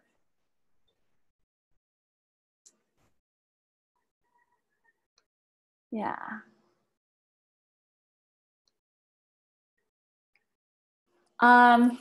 So the reflector theme, when they are living in a homogenized way and they're not just doing their thing and being themselves and being in connection with the program and the moon, is disappointment. And then the reflector, when they're living according to their nature, is surprise. Their signature is surprise, or kind of like this delight in discovering life and what life has for them. In another model, they're known as the drifter, that they're here to just kind of drift through different environments and reflect it back to itself, and to experience surprise and delight in what those environments offer. So yeah, I'd love to hear how that resonates for you. Lise? Yeah, it's very spot on. When I look at what I've done in my life, I've changed who I am and what I've done consistently, like from the time I was 16. And at that time, I'd graduated high school, and I was in high school in Quebec, and there you go from high school to Cégep, which is like a college before you go to university. You stay. And I went straight from high school to university in Ottawa. And I remember having a conversation with my biggest crush in high school, and he was like, well, why aren't you coming to Lennoxville? Everybody's going to Lennoxville. And I looked at him and I said, that's why. That was the only reason. I mean, the university I went to had what I wanted to study, and I saw no point in wasting 2 years in a party frat house. But I also consciously knew that I could go to Ottawa and just become somebody totally new. And then when university was done, I went to London, England for a year, did the same thing there, and then I ended up in Vancouver. And when I look back, there's very segmented parts of my life where I did this, and then I did this, and then I did this. And so that's, yeah. And I've just kind of always done things my way. The other thing is that it can take me a while to make a decision, but then when the decision is made, it's final. Like there's no going back. And my mom, I'm one of 10 children, and my mom has for every birth, she has a physical characteristic of the birth that she translated to our personalities. And for me, I woke her up at 5, was born just before 8. And so she's always said, when Lise makes up her mind, get out of her way. I was like, interesting. I'm not going to run you over, but, you know, sort of, yeah, it takes a while to decide.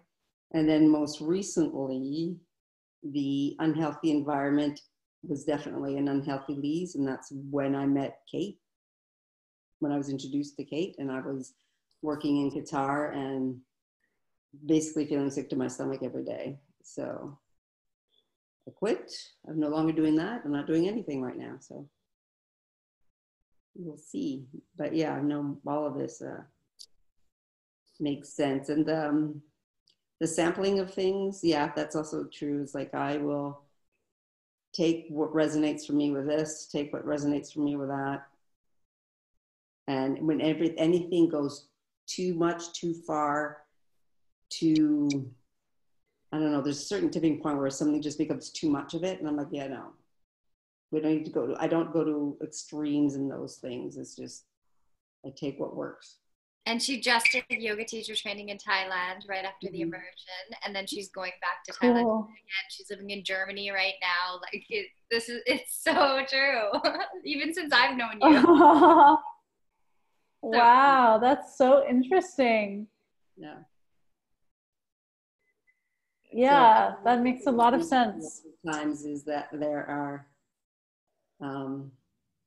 people that will just, they just feel better if I'm in the room. And it's not necessarily, it could be a work thing, a friendship thing, or whatever. And that's interesting. Your shirt says aunt. It's like, because you're everybody's aunt. Yes, yes. It's like a mom, but cooler. Yeah, that's like my client who is a reflector. She wrote a book called The Universe Fucking Loves Me. Or yeah, The Universe Fucking Loves Me. And I just feel like she brings that message of what the universe is really here for. And I don't know if you've heard of Ajna. She's also a reflector. Ajna is a woman who gives hugs, and you know, people get a hug from Ajna. They line up for like 12 hours to get a hug from Ajna, and then they cry. Yes. Wow. Yeah. Yeah, so now that all resonates. I think the challenging thing is because you take little bits from everything, and people, you know, people like having you around, and you're reflecting what's around you. It's getting past all that to what do I want? It's not always what someone else will want. Yeah, I mean, I think maybe I see this with my client as well, that she definitely struggles to know what she wants, especially if there's anyone else around. But like if she goes out and dances under the moonlight, I mean, that's her happy place, just being alone.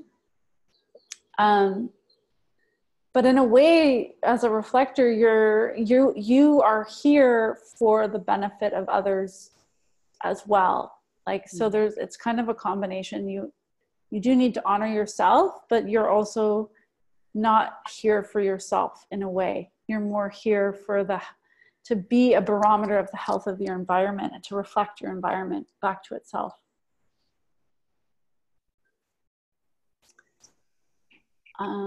So I think what I'd love to do is just share a little bit about, if you wanted to do a human design reading, to share a little bit about that.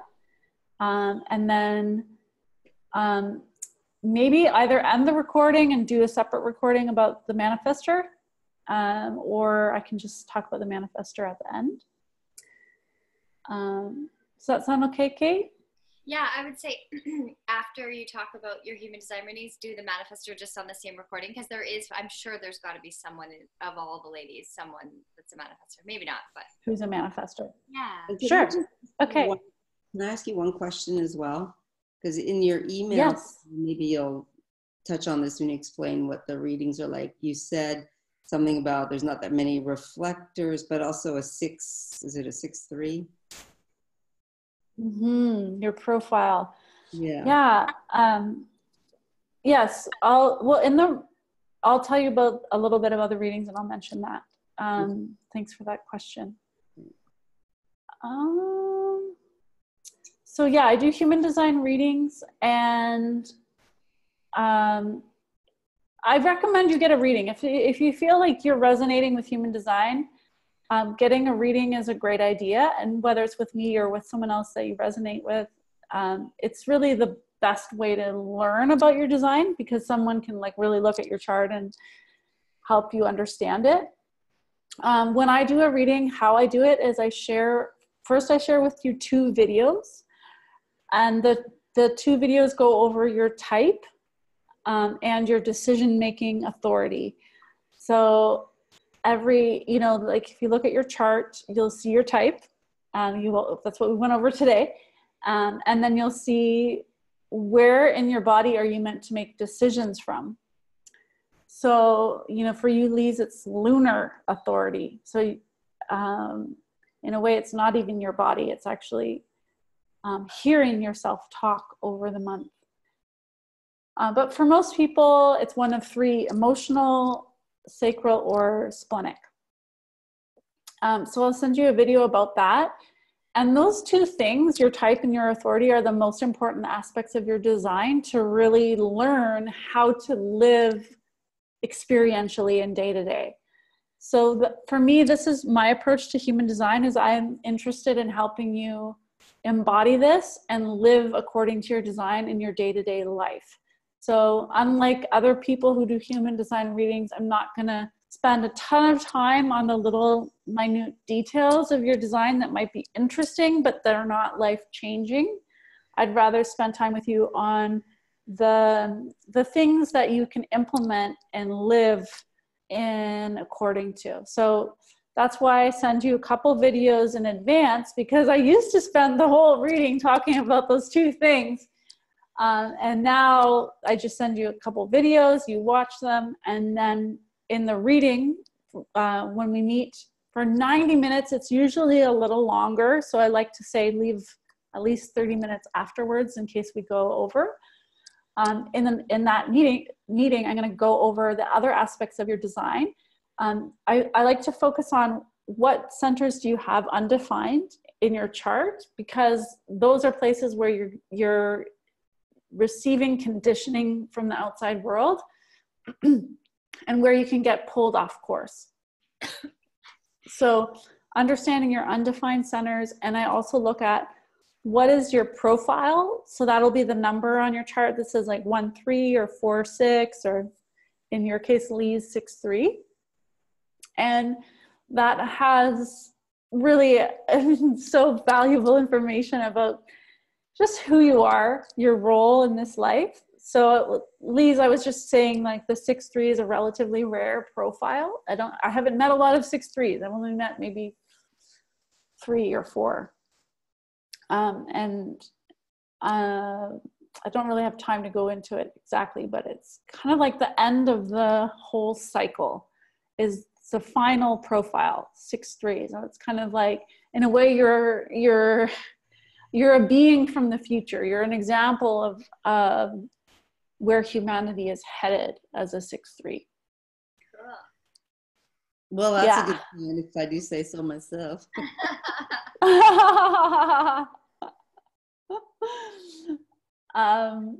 And so the investment for the reading is $300, and that's US. And to me, you know, I've played a lot with what this number is. I like to look at it as this investment is something where I'm going to share with you in the time of our reading information that you will need to integrate for at least a year, probably more. So it's a really concentrated, high value time that we're spending together. And that's why the investment reflects that. I also really specialize in helping relationships. So I offer a reading that if you have kids, of how to honor your kid. So that includes individual readings for both parents, if there are two parents, and then a composite reading of how your chart combines with your child's, and then also the reading for your child. So you can check that out on my website. I do a harmonious partnership reading for couples. So if you're in a partnership and you want to understand how to honor your partner, I feel like relationships is, you know, my biggest gift is understanding how to honor each other's uniqueness and both partners to be empowered. And then I also do the same for business partners. So those are options.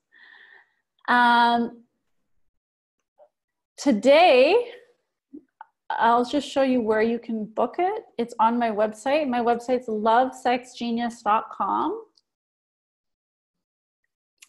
And then you'll see a tab for human design readings under offerings. And you can go here, you can see the different packages. The straight up one human design reading is here. The parent child, couples, and business partners. Under the human design reading page, I have like all your questions that you could possibly have about the reading are answered on this page. So there's testimonials, and then just a link to book at the bottom. There's also a 3-pay plan if you are short on cash right now, and the 3-pay plan is also $300. I don't charge you more for using that. And when you book, if you book anytime in the next 7 days, you can use the code Kate Harlow, all one word, and give you $50 off. So that is in honoring of my friendship with Kate, and also the fact that this is in US dollars. Not all of you are American. Maybe you're Canadian, maybe you're Australian, and you appreciate a little bit of an extra advantage. So it'll be $250 if you book in the next week. And that same discount code applies if you book one of the packages. So just go to lovesexgenius.com, and then the code is Kate Harlow. And if you have any questions, just feel free to email me and I can answer. Yeah, let's see, there's a chat question. Who and where I'm taking the training? Oh, Lise, your yoga teacher training. Cool. Yeah, Danita, if you're looking for a yoga teacher training, email me too, because I'm actually collaborating with a friend of mine. We're creating an amazing evolutionary yoga collective, and we're just about to launch. So I'd love to share that with you.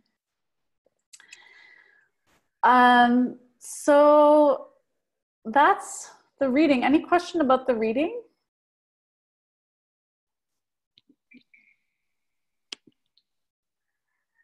Okay. Cool.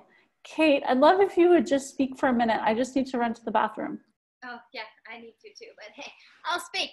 I will say I highly recommend, if you feel resonant with it, obviously follow your body and your truth, but if you do feel resonant with everything Karen shared and with inquiring, knowing my human design intimately, I've had multiple readings. I actually had a reading with Chetan Parkin, whose readings are like 1,500 American for 90 minutes.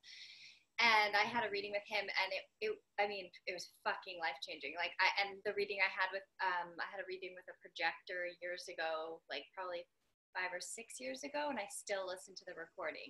And I still remember things that she told me that have stuck, that are like, have just been so impactful in my journey. So yeah, it's really cool to know. Just another way, just another tool to understand your heroine more, because your heroine is the truth of who you are. And as you know, your saboteur is like so deeply conditioned to who we want to be. So as Karen said that I was the people pleaser, which I think all of you already knew that from my stories. But the reason I was a people pleaser is because projectors are here to guide. Like, I'm actually here for other people, to be a guide to generators and to other people. And yet before I actually knew the truth of who I was, because that's my nature, I became a people pleaser, because my conditioned mind is like, do it at the expense of yourself. I didn't know that I needed to take care of myself in the process. I didn't know that my energy was really delicate. I didn't know that wasn't able to regenerate like most people. I didn't know I wasn't supposed to work really hard. And so, yeah, anyways, every single time I've done a human design reading, I've learned more about myself. And yeah, and it's been incredibly empowering. And like Karen shared at the beginning, one thing that I've done really naturally is when I hear these things, if something doesn't feel resonant, I just forget about it. I don't focus on it. I don't think like, oh, I got to be that way. If it doesn't feel resonant, it literally just slides off, and it feels the things that feel resonant, I take those on, and I'm like, cool, I'm a projector. I'm here to tell you guys what to do. Whatever. I'll take the things that feel resonant and run with them. Or actually, I don't run. I walk slow.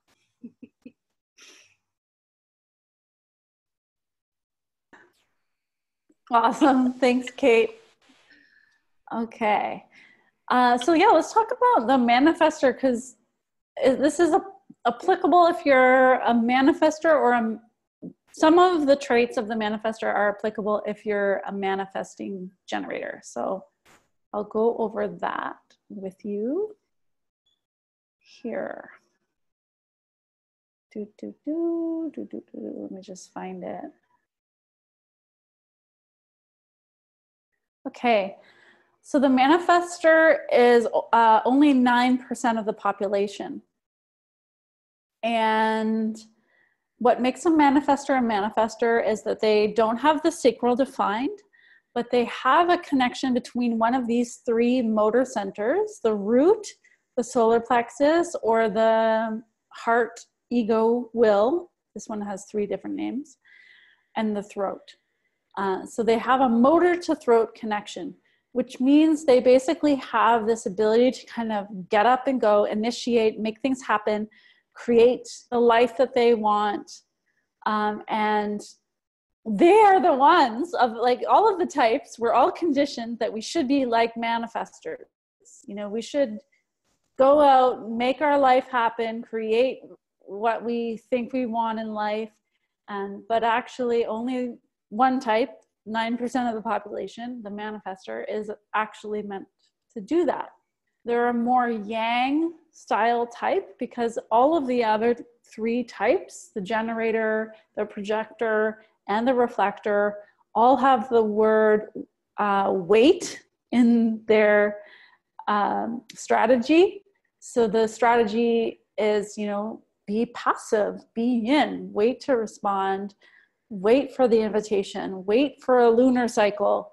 But the manifestor is here not to wait, but rather to inform people about what they're doing.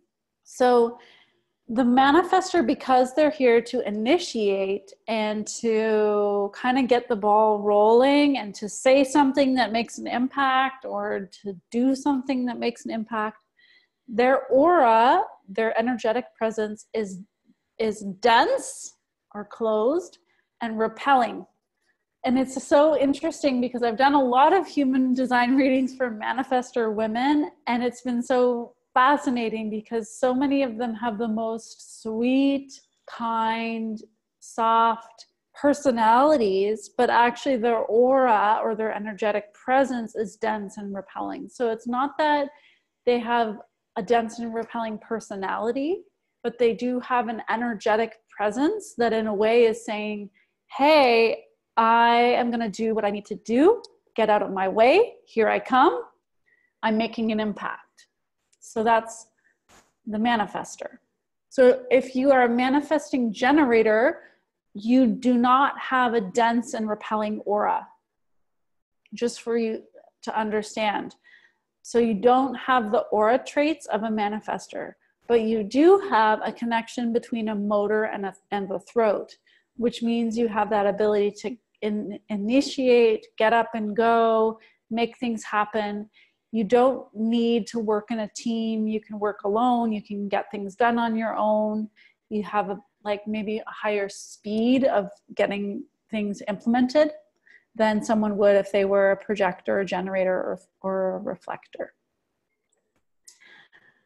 So manifestors are designed to get up, go, make things happen, move, shake, and their strategy to have the smoothest time possible is just to inform people about what they're doing and where they're going, because people are noticing the manifestor, and the manifestor's having an impact on people no matter what they do. So the manifestor is here to know their impact. The reflector is here to know their environment, or their milieu is another way of saying that. The projector is here to know the other, and the generator is here to know themselves. So the manifestor is really not even interested that much in their own human design or navel gazing or understanding who they are. They're really interested in understanding their impact on other people. And yeah, they have this incredible impact. I've been, impacted and initiated by many manifestors. So manifestors are almost like initiating people in the shamanic sense of that people are undergoing initiations by the impact of the manifestor. Initiation being a transition from one thing to another. Unlike the other types, the manifestor is making an impact with their actions. So even something simple like a manifestor going out to buy some mayonnaise and they forget to inform their child that they're going out, they're like 12-year-old kid, then the 12-year-old notices, oh my God, where's mom? Calls the police, makes a big stink, but it's just because that mom didn't call out, hey, Bobby, I'm going out to buy some mayonnaise. I'll be back in 30 minutes. And then they went out, and probably they ended up feeling called to go somewhere else. And maybe they were gone for 2 hours instead of the short trip that they thought. So manifestors, in a way, they tend to just kind of want to do what they want to do and go where they want to go. And they're not always thinking about the impact that they might have on other people. But then they are having an impact. And so then they meet resistance because people are like, hey, what are you doing? Why didn't you let me know? And the manifestor's like, why do you care? I'm just going about my life, being free. And not realizing that they're making an impact, and then they get angry. So the signature of a manifestor who's not informing is anger, because they end up feeling like other people are trying to control them or are trying to interfere with them going about their life. But that's not really true. Other people just really want them to be considered. They want to be considered and they want to feel safe. And so the manifestor can make that happen by just keeping them in the loop about what they're doing. But manifestors are really here to know peace. The peace of being themselves, doing their thing, and in a way, like just like the reflector, the manifestor is in relationship with the program itself. So they're almost like agents of the future who are visionaries that are bringing the new into being through initiating with their actions and with their words. An example is my human design teacher went on a surf trip, and while he was on that surf trip, he met a manifestor, and the manifestor told him, hey, you really need to look up human design and learn about your human design. And so my teacher said, okay, well, I better do that. And he went and got a human design reading, and it changed his life. And he ended up leaving real estate and becoming a human design teacher. So it's an example of a manifestor who just opened their mouth and had a dramatic life-changing effect on another person. But there can be really dramatic, devastating impacts when a manifestor doesn't inform. And as a manifesting generator, this is true. The manifesting part of the manifesting generator is making an impact on other people and needs to learn to inform.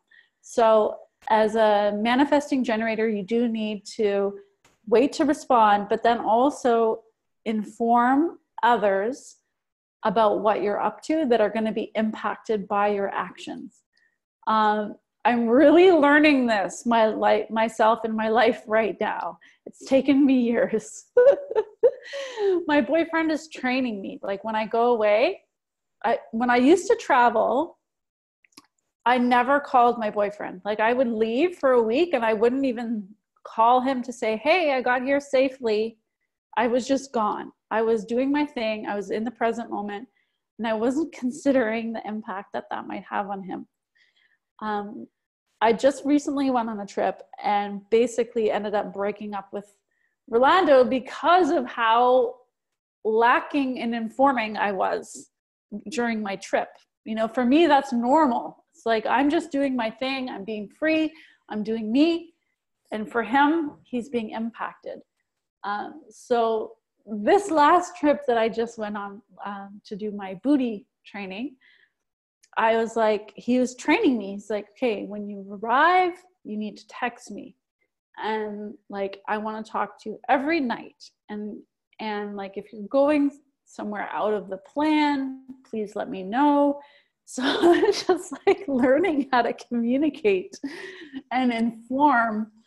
It's really challenging because this is, as a manifestor, this is your absolute last instinct. This is not something you would have an instinct to do. Your instinct is just go about my life, kind of F off in a way, like I'm just doing me.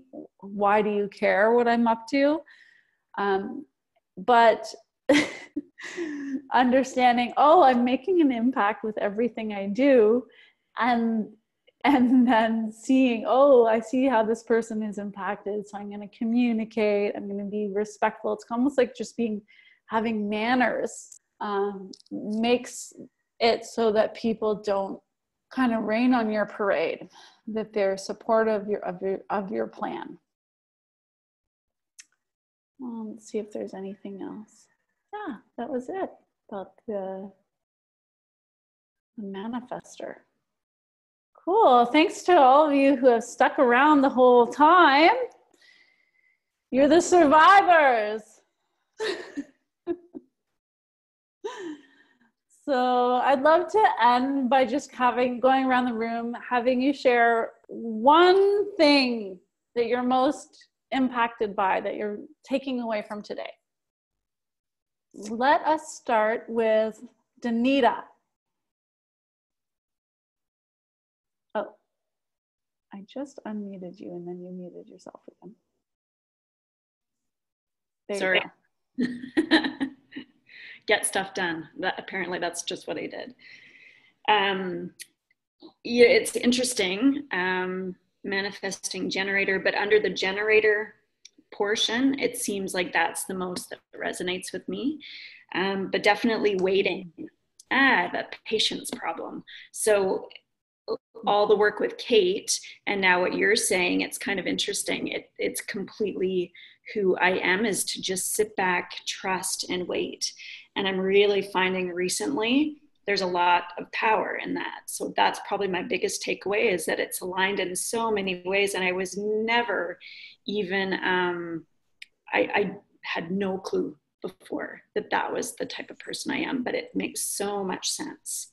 Doesn't mean I'm like 100% patient at the moment, but it's like my biggest challenge and probably my best challenge too. So that's my takeaway. Mm-hmm. That's awesome. I love it. Thank you for sharing. Yeah, no problem. Okay, let's hear from Lise. What's your biggest takeaway? Can I get back to you in 30 days? I guess that's your biggest takeaway. Well, I don't know if there's necessarily a biggest takeaway. I mean, when I first started talking to Kate, she told me what my human design type was, and I did go online and watch a video, and so there are certain things here that have been in the back of my mind, like that's why it takes so long for me sometimes to make a decision, and I'll flip-flop 20 times before I make any sort of big decision. Other things I just know right away, and that's just the way it is. But I don't know, it's hard for me to say there's one biggest takeaway, except maybe I'll start actually paying attention to the lunar cycle. I've never done that. There's a cool app that I'll message me and I can send it to you. That keeps you in touch with like where we are in the lunar cycle. Oh my God. I don't know why my phone is connected to my freaking computer. It makes me so mad. Okay, so lunar. There's an app. It gives you updates like when it's a full moon and how you're supposed to be feeling and I've recently fallen in love with the moon, and the moon is feminine energy, like to the max, right? The moon is feminine, and so I've actually gone to a few like moon full moon gatherings, goddess gatherings, where you're like dancing and howling, and it's fucking awesome. So when she was talking about there's a picture of you hugging, or the woman hugging the moon, I was like, jealous. Like, that's so cool that like we can all obviously have a relationship, but you get to have a really special one. And I just think that there's so much magic there for you to tap into, especially because your design is designed to be in touch with it. And I don't know a ton, but I know enough because I have enough woo-woo people in my life that I'm always being updated about moon things. And to me, it's like so accurate. Like the intensity that came up for me when the eclipse was happening and the like blood moon, whatever that night, was just like, it's so in alignment with whatever I go through in my life. So yeah, I feel excited for you to explore that. Keep us posted. Cool. Awesome. Okay, let's hear from Mariko. What are you taking away from today? I think Kate will laugh that everything that you told me about, generator is like so correct. And actually, I felt like your personal story was so much like me. Like I was looking for like the becoming successful and staying successful, and I actually was successful. But then I guess I was called to just, not really wanted that label, but they become more focused on is just being home for the kids, which was like the opposite of what I projected for myself. Like, like I never thought that that's what I wanted, but then I wanted it, and really recently I'm feeling like, so my I was consulting at the time, and the consulting project dried up because I was hanging on to it, and then the universe needed to do that for me. And that was like the only way that I consider, I guess I'm gonna stop the childcare, and like, just so all the things that I'm realizing, and the way I look at, how I was, and why I made certain choices, just makes a lot of sense. And then I'm having a hard time, but I'm making progress about waiting. You all right? I just have someone at my door. Hold on a sec. Yeah, I'm just on the call. I'll be done soon. Go ahead, Mariko. Yeah, so it makes sense, and then I'm making progress in terms of waiting. I know I'm making progress, but I have to say I'm still struggling. It's very hard, and because I'm just still always in the mindset of I want to make this happen. I want to do this. I want to do that. I have a lot of things, and so I don't know. I've come a long way already, but everything you said makes sense, and yeah. Thank you. Yeah. One thing, because you're all, except for Lise, you're all generators of some sort, right? Everyone that's here.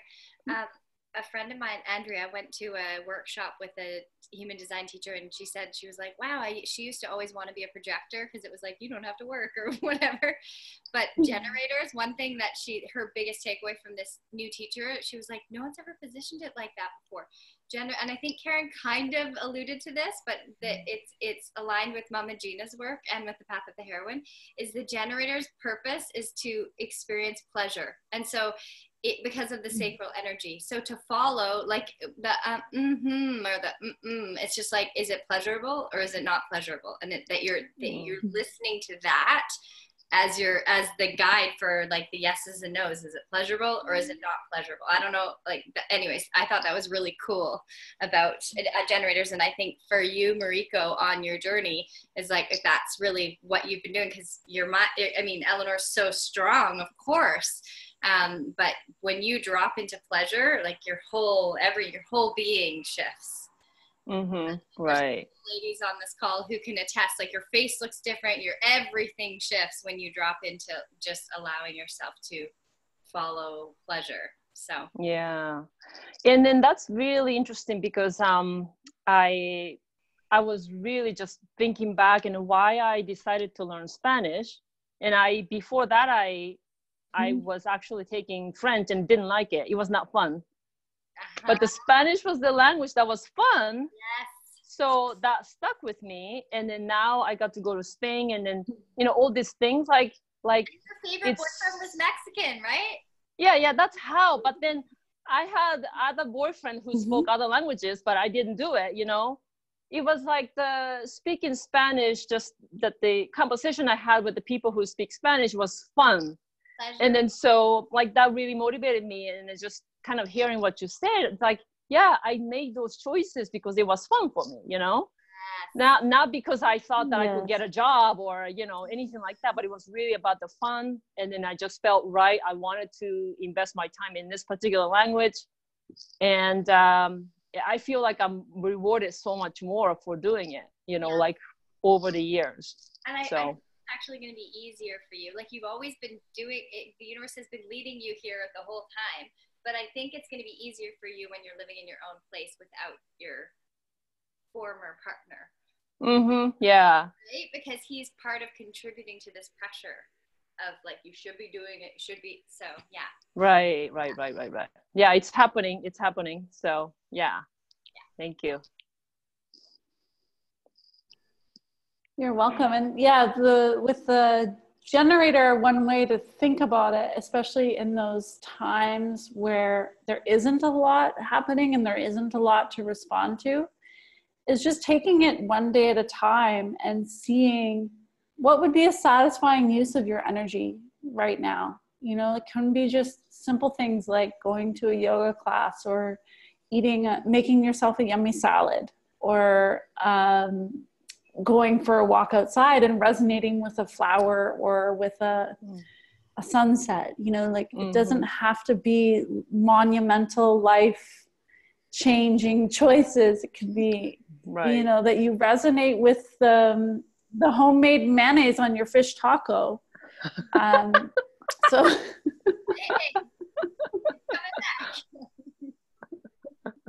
Oh, I just got my jade egg. I was just delivered. Yay! So I'm gonna use that. Nice. Today. I love it. cool. Okay, and then Elena, or I don't know how to say your name exactly. Elena. Yeah. Lenny. Bye, Nathan. Sorry, I'm at work. What I took out of this, I connected a lot with all set. Thank you. I can't stand until you're not taking home, so can you see these around? Sure. You want to 6 o'clock or whatever. 5:45? Yeah, whatever works for him. Okay. So, hey, Chuck.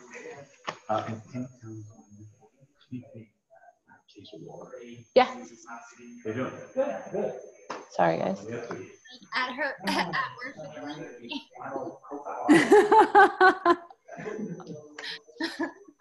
That's a famous check the box one.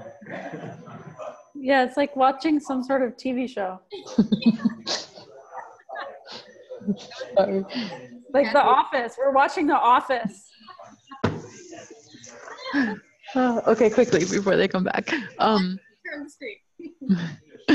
The manifestor, that was like, oh, okay, it's kind of making sense now, like both of those sides to it.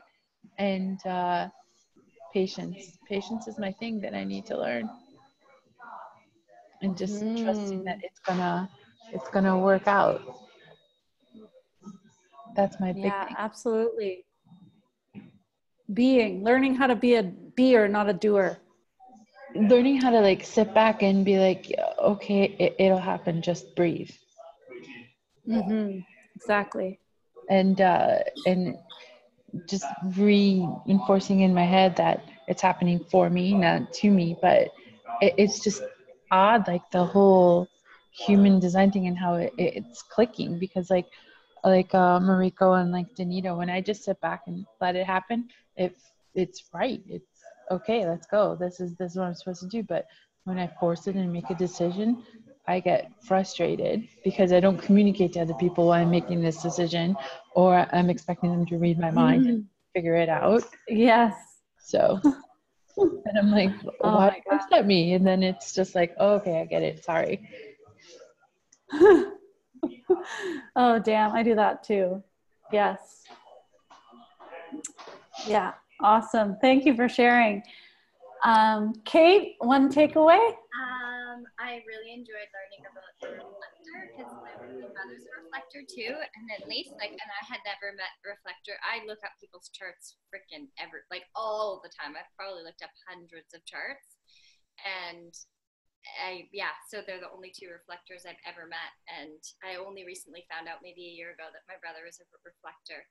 And so that was really cool to learn about. And then my other piece for Projector, I love Cosmic Surgeon. That felt really good, and really resonant. Like, I loved it. Cool. That's awesome. Well, my takeaway is what you shared, Kate, of that a manifesting generator. Like, I feel like I heard this recently in one of the human design forums that I was in, but it really penetrated me when you said it, is that manifesting generators are really here to light up the world with their fire and that there's like a power in that. And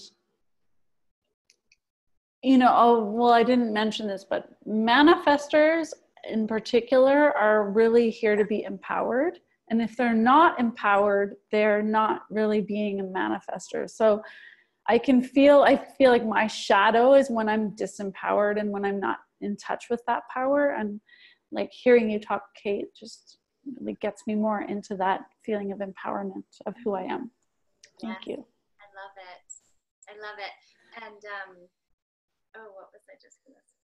I got distracted because we lost a woman down. I can't remember. Anyways, yeah, manifesting generators are powerful. Oh, yes, I remember. Okay, something really cool to do is to look up on, oh, another man down. What's happening? Woman down. To look up celebrities that have each different type, because it's cool to see like really influential people, like Barack Obama, I think, is a projector. It's cool to look up impactful people and see what their design is and see how they've leveraged being that design. So yeah, definitely look up celebrities to your thing, but also I find it fascinating to see all of them just to kind of anchor in, because I feel like people that have made it really far in whatever gift they have, there's a reason, and usually it's because they're somewhat in alignment with who they are. So yeah.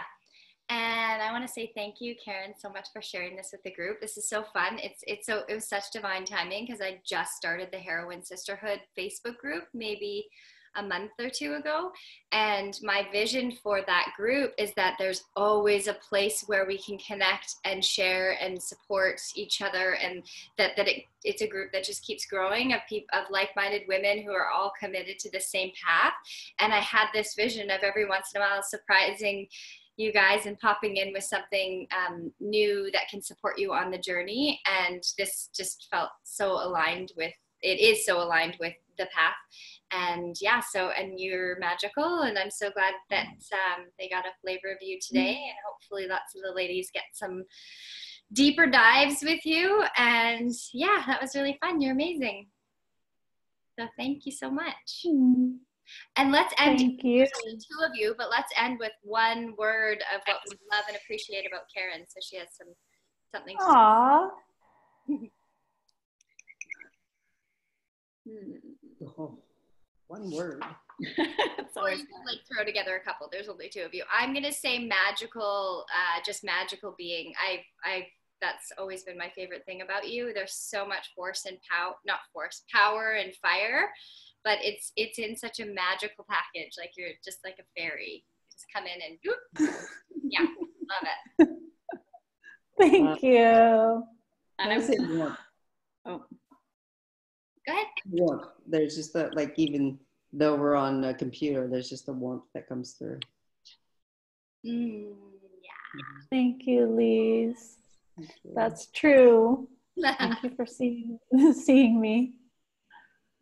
I'm just going to say gift, because I think it's kind of divine timing, and this is a nice gift to learn what we learned in 2 hours, but then to have the opportunity to do, I can't speak, opportunity to do more or to learn more from you. So yeah. Isn't it cool to study ourselves? I feel like we waste so much time like trying to guess what other people they're making people's behaviors and like getting guys' worlds and like waste so much time in everyone else's world. But when you go deep into your own world, it's like never ending. It's so cool. So, okay, one word for yourself. Oh. Me or everybody? You, for yourself. I feel my heart right now, and I feel so grateful, Kate, that you ended that way. It's so nice to receive after giving. So thank you for that. You're welcome. Yeah, thank you. Yeah, I love you. Love you too. Thank you so much. And this was so fun, all the ladies together. So imagine, I'm just going to plant the seed right now, this retreat center that Karen talks about that her friend has in Mexico. She sent me photos and it's so magical. And she's like, why don't you do your reunion event here? And she actually messaged me last week. I'm like, I feel like I can't pull that together this quickly, but like, let's talk. So possibly a reunion event in Mexico or somewhere, who knows where. But this place is really, the little bubble she lives in, it's not like the crazy part of Mexico. It's like this little spiritual, magical bubble. So it's a tiny place called Troncones. Oh my God. That's where I was supposed to go on my honeymoon. Are you serious? I was actually there, but I was sicker than a dog because I shouldn't have gotten married. But I was 3 days in Troncones at a little resort, and my husband was out enjoying the beach, and I was on so many drugs to get better. I was in bed 3 full days, so I didn't get to enjoy. What resort? Were you at Present Moment? No, I don't think it's changed hands. It was back in 2001, but it had a pool and all the huts around it. I bet you it was Present Moment. Anyway, that's hilarious. Oh, wow, that's so cool. I spoke of you guys last night in the talk about all the clients they got married when I was talking about the old paradigm of love and like all the Italy ladies, like how 6 out of 7 of them had been married before, and they all got up there and were like, I knew on my wedding day that I was not making a decision that was in alignment with my truth. It's like, no. Like, yeah, that's our conditioning. Yeah, so I'm not surprised you got sick. Yeah, and just a side note to that, when he asked me to marry him, we had drank a bottle of wine in Vietnam, and I was stone cold sober. And he asked me, and my response was, sure. Oh my God. Sure. Yeah, that should have been a song. That's a sign. That's a sign. Sure. That's so awesome. Anyway. Yay. Okay, well, I love you guys. And yeah, we'll see you soon. Thanks for setting this up. It was awesome. Thank you. Soon. And yeah, you guys all need to talk about your yoga teacher training. Yeah. Yeah. That'll be fun. Yeah. I'll email you, Karen, and then maybe, I'll send you the info. yeah. Cool. Thank you. You're welcome. Yeah. Okay. Connections. Yeah. Bye. Bye. Bye. Love you guys. Love you too.